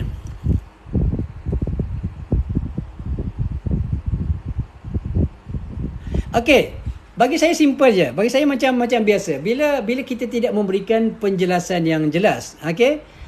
Alright, kalau kita tidak memberikan penjelasan yang jelas. Okey, saya nak kata bahawa DAP tu kena fikir-fikir baik sikitlah. Kalau nak buat tuduhan yang melulu, yang membuta tuli, yang membabi buta tu, kena kaji dululah. Sebab tuduhan itu apa asas dia? Okey? Apa asas dia? So asas dia kalau kita tengok, okey, saya suka membawa apa-apa kes pun kepada prinsip Islam. Okey, kalau apa yang kita bawa itu bertepatan dengan prinsip Islam, okey, kita ikut. Okey, kita ikut. Alright. So bagi saya simple. Bagi saya, kita memang tidak dapat dinafikan akan berlaku pertentangan di antara orang Islam dengan orang yang bukan Islam. Bila kita bawa Islam, orang yang bukan Islam akan rasa tidak puas hati. Itu bagi saya itulah satu purnama. Inilah yang berlaku di zaman Nabi sallallahu alaihi wasallam. Tapi adakah mereka akan di zaman Nabi, adakah Nabi terus memerangi mereka? Membunuh mereka? Selagi mereka tidak mengangkat senjata menentang Nabi, maka Nabi tidak akan membunuh mereka. Nabi tidak akan menentang mereka. Bahkan mereka dijadikan oleh Nabi SAW sebagai mad'u, Itu sikap yang perlu ada kita terhadap orang yang bukan Islam. Mereka adalah menunggu kita. Orang yang patut kita sampaikan dakwah, kita sebarkan Islam, kita tunjukkan kebaikan-kebaikan Islam. Hari ini, kenapa orang yang bukan Islam di Malaysia, orang yang Cina contoh, tak ramai masuk Islam? Antaranya ialah kerana kegagalan umat Islam menunjukkan contoh yang baik. Contohnya apa yang berlaku dalam politik lah. Kan? Ini kapit harbi, boleh dibunuh, ini mengancam keselamatan negara, ini mengancam hak orang Melayu, ini menentang raja-raja. Padahal itu semua adalah fitnah. Okey? So semua orang boleh bercakap apa-apa sajalah. Kan? Tapi bagi saya itu adalah satu norma. So kita orang Islam kena pertahankan, dan cara mempertahankan Islam, jangan jadikan Islam itu sebagai satu bentuk politik untuk mencapai kedudukan tertentu. Islam ini kena asingkan. Maknanya kena asingkan daripada matlamat keduniaan. Tak boleh. Islam kena letakkan agenda Islam untuk mempertahankan Islam di parlimen, bentangkan, jelaskan, bahaskan dan minta sokongan daripada khususnya orang-orang Islam. Orang yang bukan Islam, dia akan menentang macam mana pun dalam perundangan yang ada, dalam konsep politik kita yang berasaskan pada parlimen, pada majoriti. Maka kalau mereka menentang macam mana, dia bagus menentang dekat parlimen contoh, tapi yang menyokong Islam ini lebih ramai, maka menang Islam. Siapa masalah dia?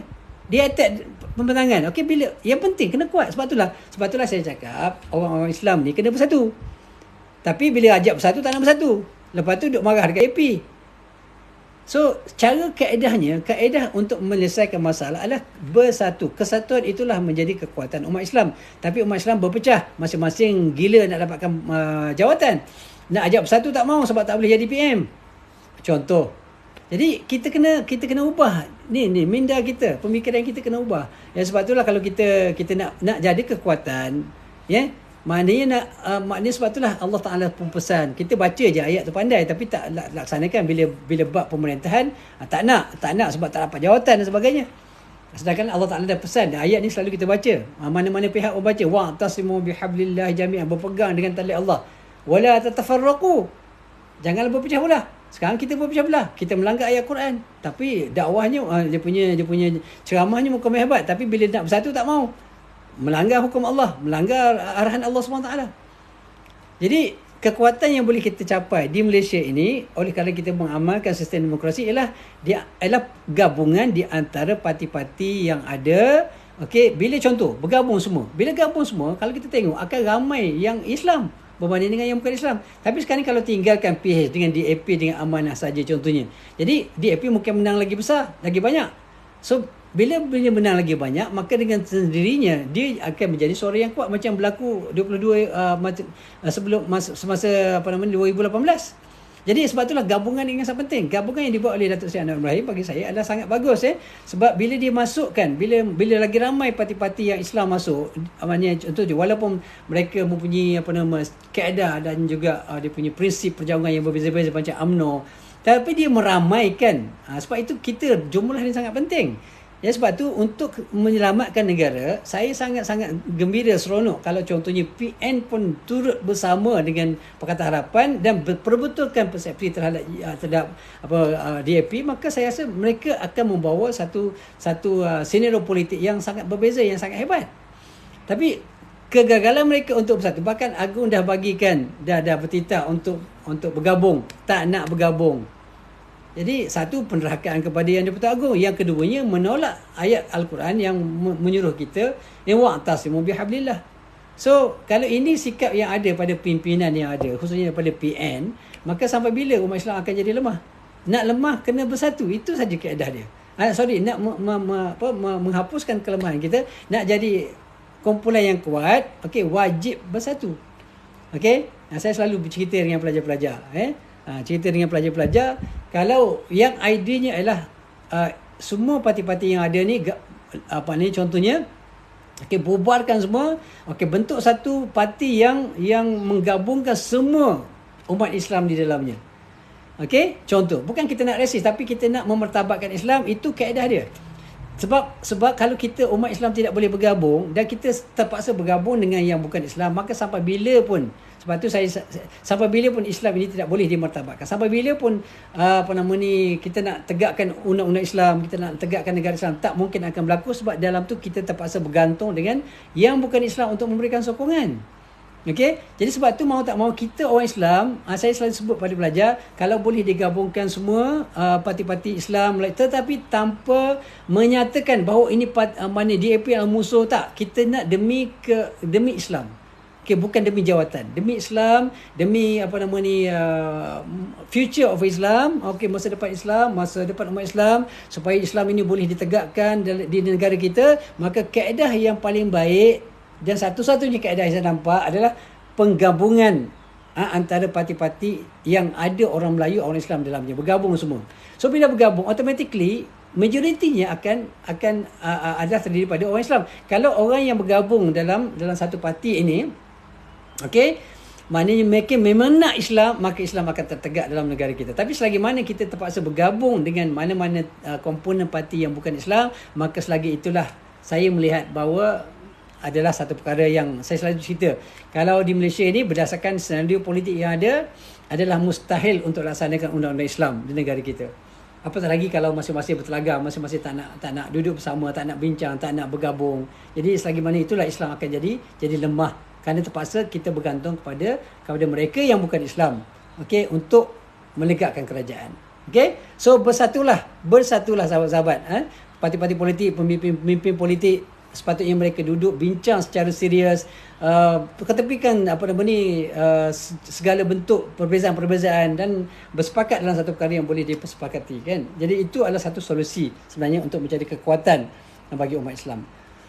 Jadi sahabat-sahabat, okey, agak panjang hari ni saya bercerita. Alright, tapi tak apa, parti agama Islam tapi memfitnah. Okey, kalau kita bersatu baru bergantung. Okey, kluster mahkamah di Islam akan dimartabatkan. No. Macam saya sebutkan tadi, yang mahkamah tetap mahkamah, yang salah tetap akan salah, akan dibicarakan. Okey, kita tunggu kalau sekiranya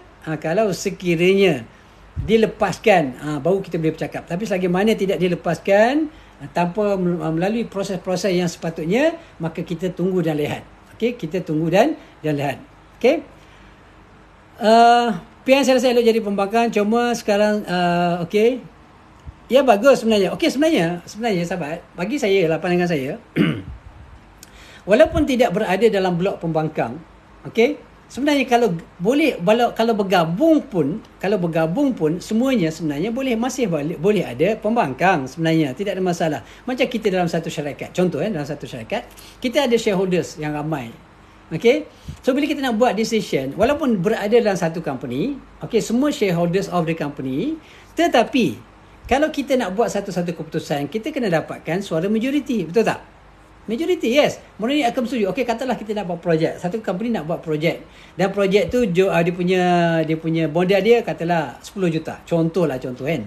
So dia kena bentangkan dia punya perancangan dia macam mana, dia punya ROI dia macam mana, projek ni berjalan berapa lama, siapa yang terlibat, okey, macam mana nak laksanakan dia, macam mana nak beroleh kejayaan, siapa lagi partner-partner yang dia ambil. Contoh, dia akan bincang-bincang, akan dibentangkan dalam syarikat tersebut. Okey, dalam board of our directors contohnya. So, dalam board of directors akan adalah perbincangan, okey, ada yang bangkang, ada yang tak setuju, ada yang setuju bawa dia punya hujah-hujah dia, yang tak setuju bawa hujah-hujah dia. Dan at the end of the day, bila dah perbincangan dah berjalan, okey, akhirnya maknanya dia punya CEO akan menentukan yang mana yang lebih kuat hujah-hujah dia. Yang itulah yang berjalan. So sama juga kalau dalam kerajaan, semua parti-parti ini bergabung. So dalam parti yang bergabung itu, bila nak buat satu-satu projek, nak jalankan nak bentangkan, contohnya nak bentangkan bajet. So bajet dibentangkan sekian-sekian, maka lepas itu boleh dibincangkan, boleh didebatkan. Yang setuju, okey setuju, yang tak setuju bawakan dia punya hujah-hujah. Kenapa? Contoh, nak buat projek katalah nak buat projek kereta terbang, contohlah, sebab dulu ada pernah dicadangkan. Okey, so kena bawa lah hujah-hujah dia. Okey, bajet dia berapa je? Okey, 10 bilion contohlah, nak buat secara commercialize, nak keluarkan. Okey, jadi kena bincang lah. Walaupun dalam satu gabungan, katalah contoh satu parti kat Malaysia ni, satu parti digabungkan jadi satu. Okey, contohnya parti Satu Malaysia. Contoh macam Najib bagi tahu. Okey, katalah kita terima idea parti Satu Malaysia. Satu Malaysia ni maknanya semua sekali. Okey, ataupun Parti Gabungan Rakyat Malaysia. Parti Gabungan Rakyat Malaysia. Digabungkan semua parti-parti politik dalam satu parti sahaja. Dan mereka semua terlibat dalam parlimen. Tapi parlimen mungkin kena besar sikit sebab banyak gabungan kan. Okey. Contoh. Dan kemudian semuanya adalah dianggap sebagai parti kerajaan. Tetapi dalam parti kerajaan itu, of course takkan ada semua orang yang menyokong. Okey? Sebab dia kena menyokong berdasarkan kepada fakta. Okey, nak bentang, nak buat satu projek kena ada dia punya perancangan dia macam mana, bajetnya macam mana, kan? Dia punya daya saingnya macam mana. Okey, contohnya. Alright? So, kalau ada yang tak setuju, akan membangkang. Kalau membangkang, bila dia buat undian, walaupun dalam satu kerajaan, dia buat undian. Okey, undian. Okey, siapa yang sokong? Siapa sokong, angkat tangan. Contoh, angkat tangan. So, kiralah. So, oleh kerana kita mengamalkan konsep majoriti, maka yang majoriti akan menang. Walaupun dalam satu parti gabungan yang besar. So, bukan bermakna bila kita kena dalam blok yang berbeza. Jadi, pembangkang. So, kalau PN bergabung dengan PH, so, saya fikir, maknanya masih boleh dilakukan. Maksudnya mungkin akan berlaku selepas ini rombakan kabinet dan sebagainya. Boleh berlaku tapi yang penting dia mesti ikhlas, bukan berasaskan kepada matlamat peribadi. Bersatu demi untuk kebaikan ummah, bersatu untuk negara, bersatu untuk kebaikan rakyat. Itu sepatutnya diletakkan agenda yang utama, bukan agenda peribadi. Okey? Right. Okey. Siapa sokong penyamun? Okey, tak ada orang yang sokong penyamun, sahabat-sahabat ini sentimen lah ni. Okey, bila dia masuk, macam saya sebutkan tadi, bila dia masukkan seorang dalam ini adalah kerana tuntutan politik, sahabat-sahabat kena faham alright, kena memahami konsep berpolitik. Politik ni itulah keadaan dia. Ada kalanya kalau kita memang kuat, kita boleh memerintah sendirian tanpa perlukan orang lain. Tetapi bila kita tidak kuat, kita terpaksa bergabung. So, bila kita nak bergabung, okey, bila kita nak bergabung, kita kena cari siapa yang nak bergabung dengan kita. Okey? Alright. Okey, ini kasar ni sahabat kita ni ini memang tak tahulah siapa yang ajar dia, siapa yang dapat tarbiyah daripada mana. So, perkataan-perkataan yang kasar tu tolonglah elakkan alright. So, supaya kita ni tidak digambarkan sebagai manusia-manusia yang tidak berakhlak alright. Nak cakap lah, nak bincang-bincang, tak ada masalah. Tak perlulah guna kalimah-kalimah yang babi dan sebagainya kan. So, kalau kita kata orang babi, kita pun samalah babi kan. Tu tak baik lah macam tu kan. Alright, okay, kabinet terbaik Datuk Seri Anwar Ibrahim sangat berani buat perubahan. Okay, bagi saya perubahan itu sebahagian memang daripada idea yang ingin diketengahkan oleh Datuk Seri Anwar Ibrahim, tetapi yang lain juga memainkan peranan adalah disebabkan oleh tuntutan-tuntutan, demand-demand yang ada daripada parti-parti komponen yang bersama dengan Pakatan Harapan. Okey. So kita tak mahu dalam politik ni, memang kadang-kadang kita, macam saya sebut, kalau macam UMNO dulu tidak ada masalah sebab mereka ada majoriti. Okey, mereka ada majoriti. Tetapi kalau sekiranya kita tidak ada majoriti, okey, tidak ada siapa pun yang boleh atau menubuhkan kerajaan. So bila tak ada boleh menubuh kerajaan, macam apa nak buat? So kita terpaksa bergabung. So bila bergabung, saya nak bergabung dengan siapa? Kita ajak PN. Pakatan Harapan ajak PN untuk bergabung. Mereka tak mau bergabung. So bergabung ni cuma boleh berlaku macam orang kahwin lah. Macam orang kahwin. So kalau orang kahwin, kita nak bergira, mati-matian kita usaha nak kahwin dengan dia. Dia tak nak. Nak buat macam mana? Kan? Sama jugalah. Keadaannya macam sekarang ni, politik kita pun macam orang kahwin. Okey, PH nak tubuhkan kerajaan sebab dia adalah maknanya yang paling banyak kerusi di parlimen kan. So nak kahwin dengan siapa? Yang sudi kahwin dengan PH pada masa itu adalah BN. So mau tak mau, walaupun tak suka, kena jugalah kahwin dengan dia. Nak buat macam sebab tidak ada pilihan. Nak kahwin terdesak tapi tak ada orang, ada seorang je yang boleh kahwin. Tapi banyak kecacatan juga di situ. So nak kahwin juga, kena kahwin lah. Tak kahwin tak boleh, contohnya. Jadi itu yang berlaku. Tapi PN dia tak nak. Nak buat macam mana? Alright. So gitulah ceritanya. Okay. Jadi bagi saya apa yang dinyatakan oleh Datuk Seri Anwar Ibrahim telah dikotakan. Beliau kata akan mengurangkan jumlah jemaah menteri. Okey, telah pun berlaku, alhamdulillah. dan dia menggabungkan semua. Cuma yang memang saya personally pun tak berapa happy bila ada Datuk Seri Zahid Hawidi. Tapi sama juga keadaannya, soalan yang sama, apa pilihan yang Datuk Seri Anwar Ibrahim ada? Tidak ada. Pilihannya memang mau tak mau dia kena bergabung dengan BN untuk menegakkan kerajaan. Dan menegak kerajaan ni bukan, bagi saya, walaupun memanglah tidak dapat nafikan, okey, tidak dapat nafikan Datuk Seri Ibrahim memang ada sangat ambitious lah. Memang dia nak jadi Perdana Menteri ya. Kalau tak nak jadi Perdana Menteri, buat apa dia terlibat dengan politik? Sebab dengan adanya jawatan tersebut, banyak benda yang boleh dibuat. Okey, banyak boleh dibuat. Banyak perubahan-perubahan yang boleh berlaku dalam masyarakat, ekonomi pun boleh insya-Allah bertambah baik insya-Allah. Mana rasuah-rasuah insya-Allah akan berkurangan. Kita tak boleh kata 100% akan hilang rasuah-rasuah tu sebab kita tahu manusia ni memang begitu. Bila ada peluang, dia akan cuba ambil peluang. Okey, saya nak share dengan sahabat-sahabat tentang peluang lah. Masa saya bekerja dekat UIA dulu, saya pernah dilantik sebagai pengarah Food and Services. Apa yang sempat dengan saya yang pernah belajar dekat UIA sekitar tahun 1996, saya balik daripada UK PhD 96, because antara 97 macam itulah. Saya dilantik sebagai pengarah Food and Services. Okay, so bila pengarah jadi Food and Services, di bawah saya tu macam banyak jenis perniagaan. Ada nak buat laundry, nak buka Photoshop, nak buat macam-macam lah. Semua jenis pembersihan, semua di bawah saya. Okay, so ada seorang sahabat, kawan lah, dia datang kat saya, Dr. Nik, you boleh bagi tak dia punya tender, share sikit lah tender sikit yang paling rendah berapa, I nak masuk lah, I nak cuba nak berniaga dekat UIA, kata dia. Nanti kita bincang lah, kata dia. Kawan.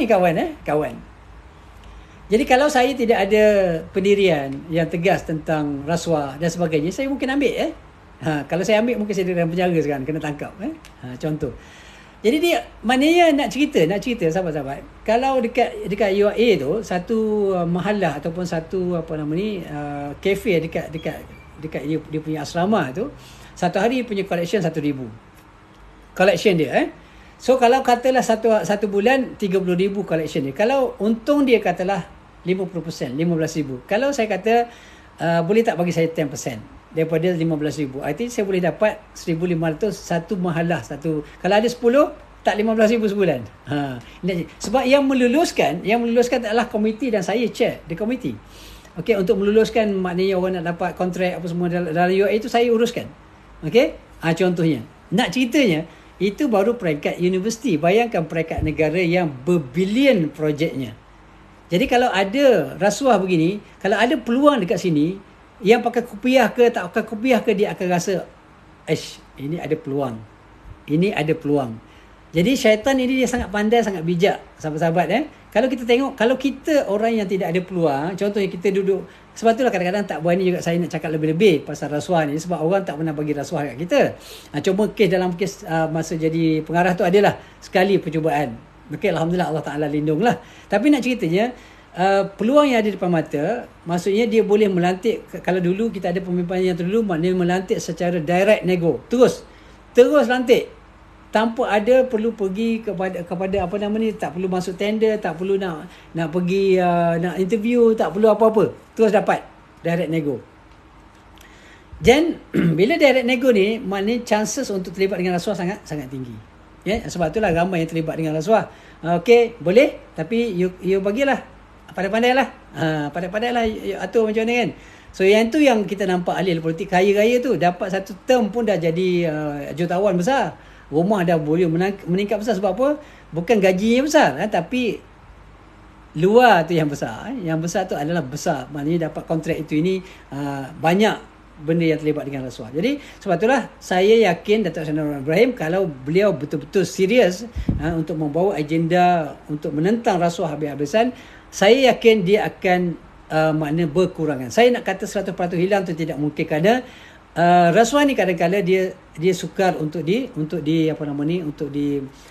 trace lah. Bukan senang, bukan mudah untuk kita check orang dapat rasuah. Kadang-kadang dia menggunakan proxy, kita tak tahu dan bukan kita takkanlah kerajaan akan check setiap projek-projek yang tu nak pergi nak check background. Mungkin tidak sampai ke situ. Tapi saya yakin dengan prinsip yang dibawa oleh Datuk Seri Anwar Ibrahim, maka rasuah khususnya di kalangan di kalangan pemimpin negara akan berkurangan insya-Allah, sebab bila pemimpin dia serius untuk menentang rasuah, maka orang-orang bawah ni akan sangat berhati-hati untuk terlibat dan mereka berhati dan mereka seboleh-bolehnya tidak akan terlibat dengan rasuah. Dan itu satu kejayaan.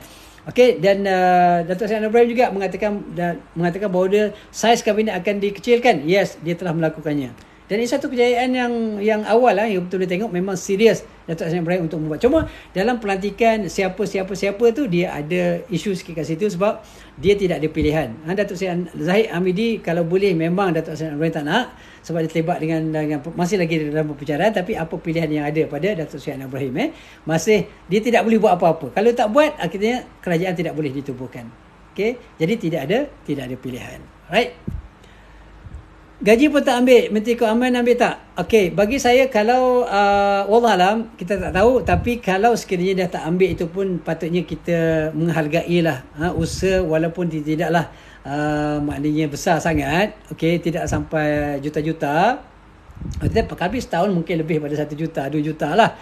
Kalau katalah 100,000 gaji PM, contoh saya tak tahu baru kalau setahun baru 1.2 juta. Tak banyak lah kalau dalam sebuah negara penyematan. Tapi kalau 1.2 juta itu kalau dibagikan kepada rakyat, contoh bantuan, dia dah boleh memberikan mungkin kepada 1,000 orang. Contoh kalau bagi RM100 seorang, mungkin 100,000 orang, 1,000 orang RM100, saya pun tak kerti lah.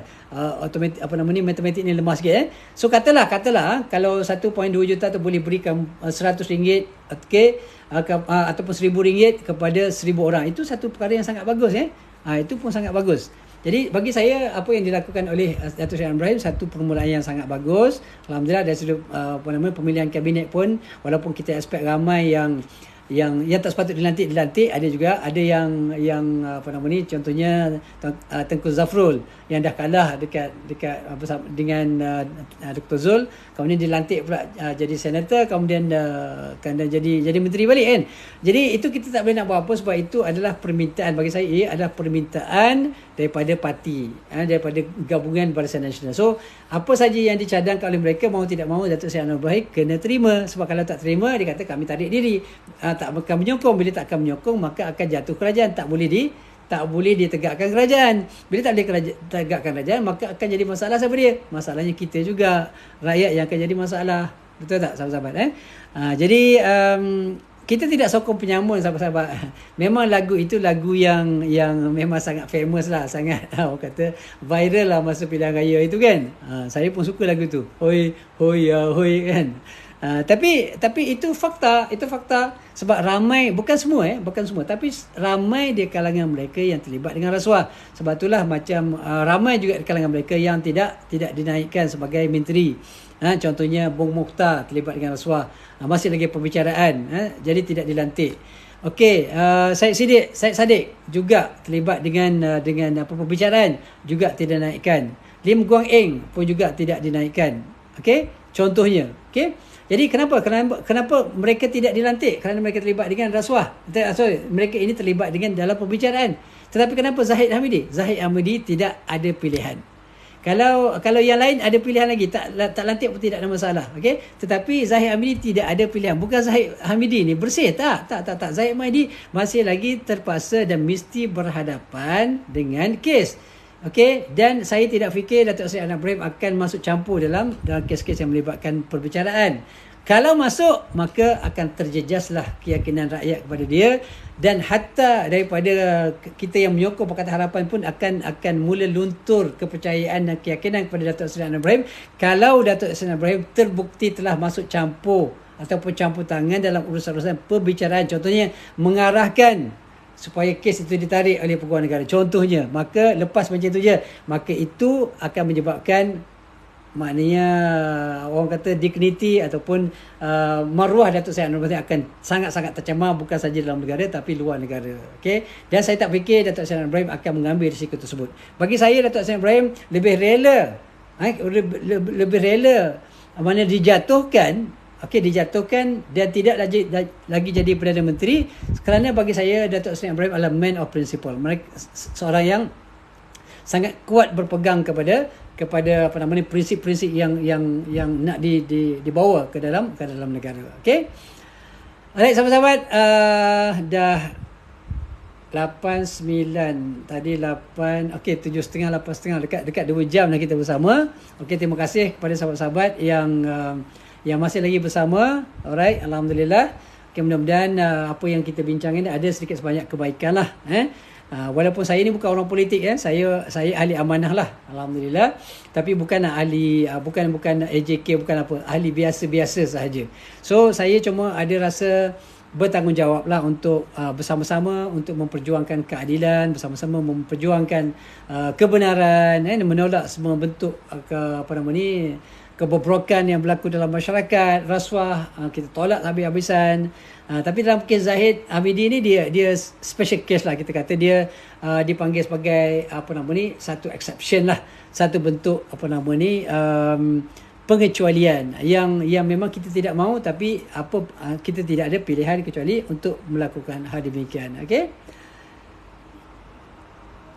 Okey, jap yang yang spam ni kita block lah dia. Tidak bermanfaat pun dia ada kat sini. Okey, kita block Zombaha. Minta maaf Zombaha, saya block lah sebab dia merosakkan kita punya ni kan. Ada lagi nak kena block sini. Cinta Piau. Okey, kita block juga. Okey. Okey, supaya dia tidak mengacau. Kita nak sembang-sembang, kita nak cari kebaikan. Okey. Okey, sama juga Faziha. Minta maaf kita kena block. Okey. Ni proses pemblokan. Siapa nak bincang, nak cerita elok-elok boleh. Tapi kalau nak mari kacau-kacau tak payah. Okey. Okey, nak debat atau kritik tiap. Okey, Taib yang berakal betul. Blok lah. Mengacau apa kan. Orang Islam pandai tak koyak pun. Tapi dia mengganggu fikiran. Kita payah nak bincang. Kalau nak bawa hujah-hujah, bawa. Okey, tanya soalan. Okey, fine. Nak bagi pandangan. Okey, boleh, tak ada masalah. Okey. Saya macam saya sebut. Betul, saya tidak bias. Kalau Datuk Seri Anwar Ibrahim buat satu benda yang salah, saya antara orang yang pertama bangun. Bangun untuk menentang. Okey, bangun untuk menentang. Kalau contoh dia lepaskan Zahid Hamidi tanpa sebab, tanpa melalui proses yang betul, saya akan bangun dan akan menentang dia. Okey? Jadi kita bukan ta'assub macam setengah orang tu. Ta'assub, bila pemimpin kata tu macamlah ibarat dia macam apa dia? Ibarat macam kitab suci Al-Quran lah. Contohnya macam tu. Okey? Tapi kita tidak. Okey, Tuan boleh cerita sikit Menteri Agama. Ini pun satu soalan macam ni lah yang saya nak kan. Inilah saya nak. Okey. Saya personally kenal, alhamdulillah, Dr. Naim ni yang Arif lah. Kita sama-sama sebenarnya berada dekat UAE. Beliau pernah bermula sebagai pensyarah dekat ICOL, dekat Ahmad Ibrahim College of Laws.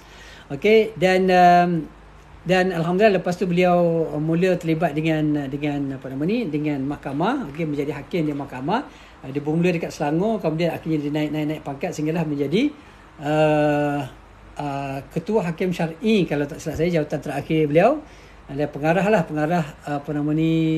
Jabatan Kehakiman Malaysia, JKSM, pengarah JKSM, dan akhirnya beliau dilantik sebagai Menteri Agama. Dan kalau cerita tentang peribadi dia, masya-Allah, bukan nak angkat lah, dia pun tak ada kat sini kan. Tapi saya kenal personally seorang yang sangat tawaduk, seorang yang sangat merendah diri, dan kita selalu dengar beliau bercakap dekat IKIM tentang masalah kekeluargaan dan sebagainya. Dan seorang yang sangat hebatlah ilmu dari sudut perundangan Islam, khususnya dari kekeluargaan Islam dan sebagainya. Dia seorang yang hebat, seorang yang sangat berilmu dan sangat tawaduk. Dan saya yakin Yang Ma'arif dan Dr. Naim boleh menjalankan tugas dengan baik dan berdasarkan kepada pengalaman beliau dalam mentadbir kan, JKSM dan sebagainya. Dan saya yakin dia boleh mengendalikan Kementerian Agama ni sebagai Menteri Agama dengan baiklah, insya-Allah. Itu yang kita harapkan, insya-Allah, sebab dengan ilmu yang ada, dengan pengalaman yang ada kan. Dan saya pernah bersama beliau juga dalam dulu kita pernah dilantik semasa PH pemerintah. Saya pernah dilantik sebagai AJK dalam AJK teknikal, undang-undang syariah dan sivil, dan beliau sebagai pengarah JKSM juga sebagai salah seorang daripada member, dan kami pernah duduk bersama berbincang berkaitan dengan isu-isu berkaitan agama, berkaitan dengan contoh undang-undang untuk meletakkan undang-undang murtad contohnya, itu pernah kita bincang dan beliau ada bersamalah. Dan pernah, jadi saya personally kenal beliau, dan beliau seorang yang sangat bagus, sangat berakhlak, yang sangat tawaduk, tidak meninggi diri dan sebagainya. Jadi kita harapkan yang terbaik untuk Yang Amat Arif, Datuk Dr. Naim, insya-Allah, sebagai Menteri Agama yang baru. Okey, isu Dongzong. Isu Dongzong ni sebenarnya sahabat-sahabat, kalau saya baca beberapa maklumat yang saya terima, sebenarnya bukan semasa PH pemerintah saja. Sebenarnya semasa zaman terdahulu pun sebenarnya BN pernah menyokong Dongzong. Kemudian saya dapati juga PAS juga tidak menentang isu Dongzong. Cuma bila sekarang dibangkitkan kembali semasa Datuk Seri Anwar Ibrahim mengambil tampuk pemerintahan negara, maka ini ditimbulkan balik. Sebenarnya isu Dongzong ni bukanlah isu yang bagi saya ginilah, mudahlah. Bila macam saya sebutkan di awal tadi, kita orang Melayu akan mengangkat agenda Melayu, betul? Dan orang Cina akan mengangkat isu-isu orang Melayu. Kemudian orang Cina akan mengangkat isu-isu orang Cina, dan orang India akan mengangkat isu-isu orang India. Baik sekarang ni, kalau tuntutan itu tidak bercanggah dengan perlembagaan, contohnya tidak bercanggah dengan perlembagaan, tidak menjejaskan hak-hak keistimewaan orang Melayu, tidak menjejaskan kedudukan raja-raja Melayu, maka bagi saya, kalau ia yang boleh memberi manfaat, dan sebab manfaat, bila kita cerita tentang manfaat, kebaikan ini kita tidak boleh hanya melihat dari sudut kita orang Melayu. Kita kena lihat daripada secara keseluruhan. Adakah dia adil dari sudut hukum syarak? Hukum syarak juga perlu dijadikan pertimbangan. Adakah adil? Contohnya, adakah memang ada kebimbangan mana bila kita contohnya ada UEC diberi pengiktirafan, maka contohnya perpaduan negara akan menjadi semakin sukar untuk dicapai, sebab ialah orang Cina akan pergi sekolah Cina, dan sekarang ni kita tak dapat nafikan sekolah Cina memang ada. Dan usaha-usaha untuk penyatuan, untuk menjadikan satu sekolah, maknanya satu sekolah yang mana dalam satu bumbung semua Cina, Melayu, India berada satu sekolah, dan kita tak nak sekolah vernacular ni, mana tak nak sekolah-sekolah yang berasaskan race ni, Cina, sekolah Cina, Melayu, sekolah Cina, Melayu, India, sekolah India, kita kalau tak nak. Tapi ia tetap wujud dan dia tidak boleh dihapuskan, sebab itu kehendak dan keinginan mereka yang ada dalam negara. Kecualilah ini boleh kita elakkan bila semua orang Islam bersatu, dan Islam itu menjadi agama, Islam itu mana memerintah, orang Islam Melayu memerintah dan menjadi majoriti, maka pada masa itu boleh diletakkan, boleh dijadikan satu bentuk undang-undang. Undang-undang mengatakan bahawa semua sekolah wajib disatukan. Tidak ada demi perpaduan rakyat negara Malaysia.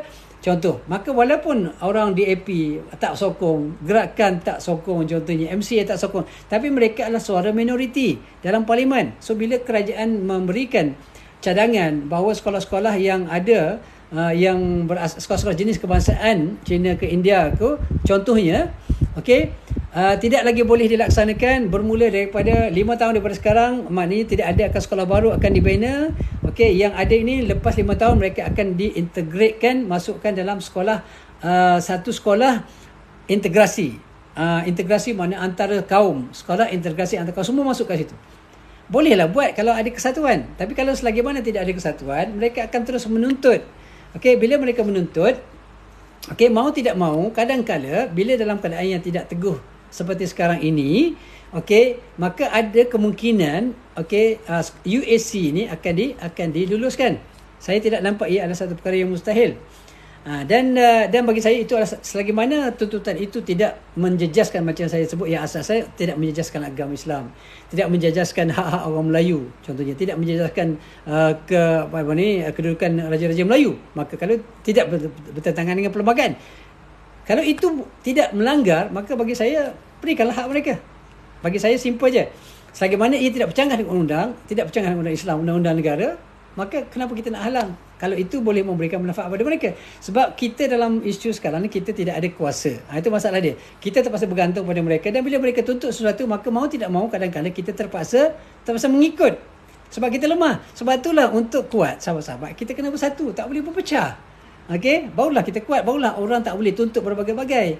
Itu kaedah dia. Tapi tak nak pula, keras hati juga, degil juga, tak nak bersatu kan.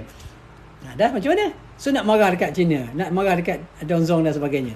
So bagi saya itu adalah satu isu yang sebenarnya boleh diselesaikan, tetapi dengan melalui kaedah kesatuan ummah. Okey? Dan kesatuan ummah ni tidak ada agenda peribadi, tak boleh. Kalau agenda kesatuan lah untuk dapat pangkat, untuk dapat kedudukan, maka tak boleh lah, tak akan sampai lah matlamat tersebut. Wallahu a'lam. Okey, apakah dasar perjuangan? Alright. Perjuangan, apakah reformasi yang dilakukan masih relevan? Please explain. Okey, bagi saya PKR ni adalah satu parti yang dia ada kepelbagaian, maknanya ideologi. Maksudnya dia bukan hanya stick. Bagi saya dia membawa keadilan kepada semua rakyat. Walaupun kita nampak macam bila sebut keadilan untuk semua, kita macam orang Melayu macam mana? Tak. Dia memang kalau kata dengar ceramah-ceramah yang disampaikan oleh Datuk Seri Anwar Ibrahim pun, okey, prinsipnya adalah keadilan untuk semua tanpa mengira agama dan bangsa. Tapi bukan menyamakan agama itu sama. Hak yang diberikan oleh perlembagaan diberikan hak yang sama rata tanpa mengira agama. Orang yang miskin, tak kiralah dia Melayu ke Cina, perlu diberikan bantuan. Contohnya hak-hak untuk beragama diberikan kebebasan. Okey, tapi masih lagi menjunjung perlembagaan negara. Okey?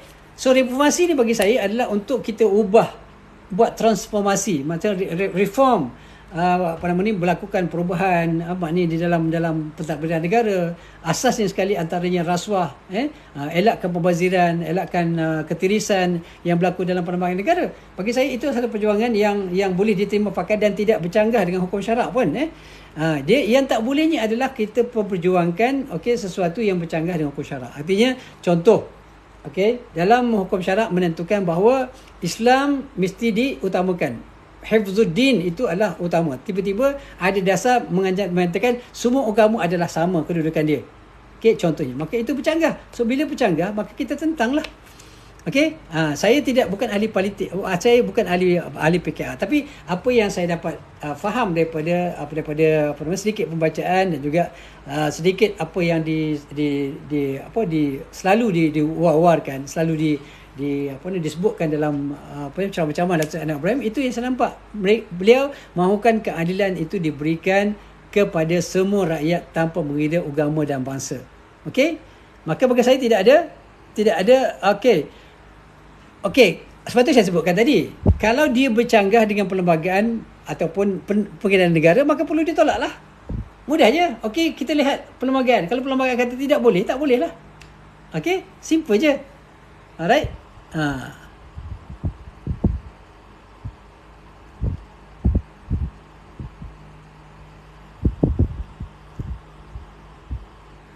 Adakah reformasi pembaharuan bergabung dengan sahabat kena faham dari sudut politik, saya sangat yakin bahawa Datuk Seri Anwar Ibrahim bergabung dengan orang yang pengamal rasuah. Pengamal rasuah ni pun macam saya sebutkan tadi, masih lagi belum diputuskan oleh mahkamah. Kalau betul dia disahkan mahkamah, maka dia kena letak jawatan lah. Maka terkeluarlah dia daripada kabinet. Tapi sekarang ni, macam saya sebutkan tadi, dia tidak ada pilihan. Macam saya sebutkan tadi juga di awal, kalau sekiranya PN bergabung dengan BN, sama juga kedudukan dia. Mau tak mau, kena ambil. Bahkan ada percubaan pun. Jadi sahabat yang bercakap ni, maknanya mungkin daripada saya tak tahu saudara hijack ni dia pro mana, dia mengundi siapa, tapi kalau nak katakan, kalau sekarang ni, kalau sahabat ni seorang penyokong PN, so situasi yang sama akan berlaku juga. Kalau sekiranya PN bergabung dengan BN untuk sebab BN ni adalah kingmaker. Tidak ada mana-mana gabungan yang boleh membentuk kerajaan tanpa mereka. Sama ada PH ataupun BN. Mau tak sama ada BN atau PN.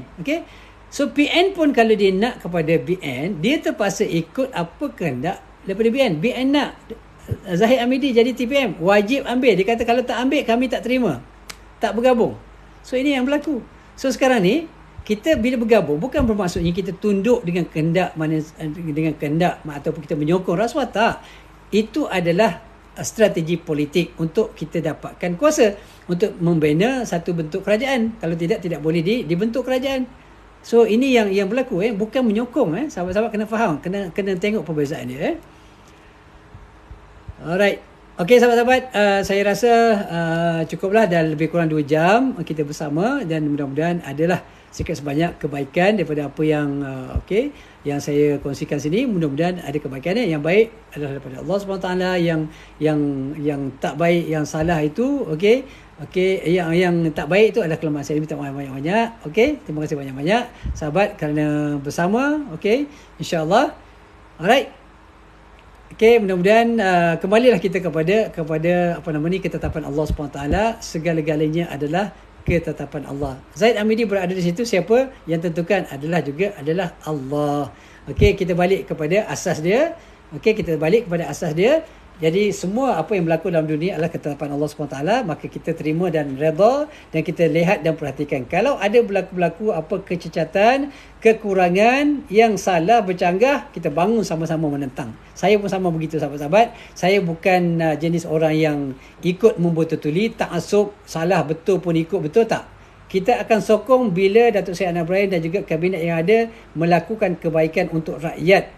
Kalau mereka, mana-mana menteri, mana-mana, hatta Perdana Menteri pun, kalau buat silap, buat tak betul, kita pakat bangun, kita akan sama-sama menentang, insyaAllah. Itu hakikat dia. Sebab kita menyokong bukan batang tubuh Datuk Seri Anwar Ibrahim, tapi prinsip-prinsip yang nak dibawa. Yang nak dibawa dalam kerajaan. Kalau salah, kita sama-sama bangun menentang, insyaAllah. Mudah-mudahan Allah Ta'ala beri secara umumnya, selagi mana mereka tidak melakukan apa-apa yang bercanggah dengan hukum syarak, maka kita sokong, kerana itulah tuntutan dalam agama. As-sam'u wa ta'atu haqqun 'alal mar'il muslim fima ahabba aw kariha ma lam yu'mar bi ma'siyah, fa idza umira bi ma'siyatin fala sam'a 'alaihi wa la ta'ah. Nabi kata apa? Mendengar dan taat itu adalah satu kewajipan bagi orang mukmin. Ma lam yu'mar bi ma'siyah, selagi mana pemimpin-pemimpin itu tidak menyuruh kita melakukan kemaksiatan. Kalau mereka menyuruh kamu melakukan kemaksiatan, fala sam'a 'alaihi wa la ta'ah, maka jangan kamu taat dan jangan kamu dengar kepada mereka.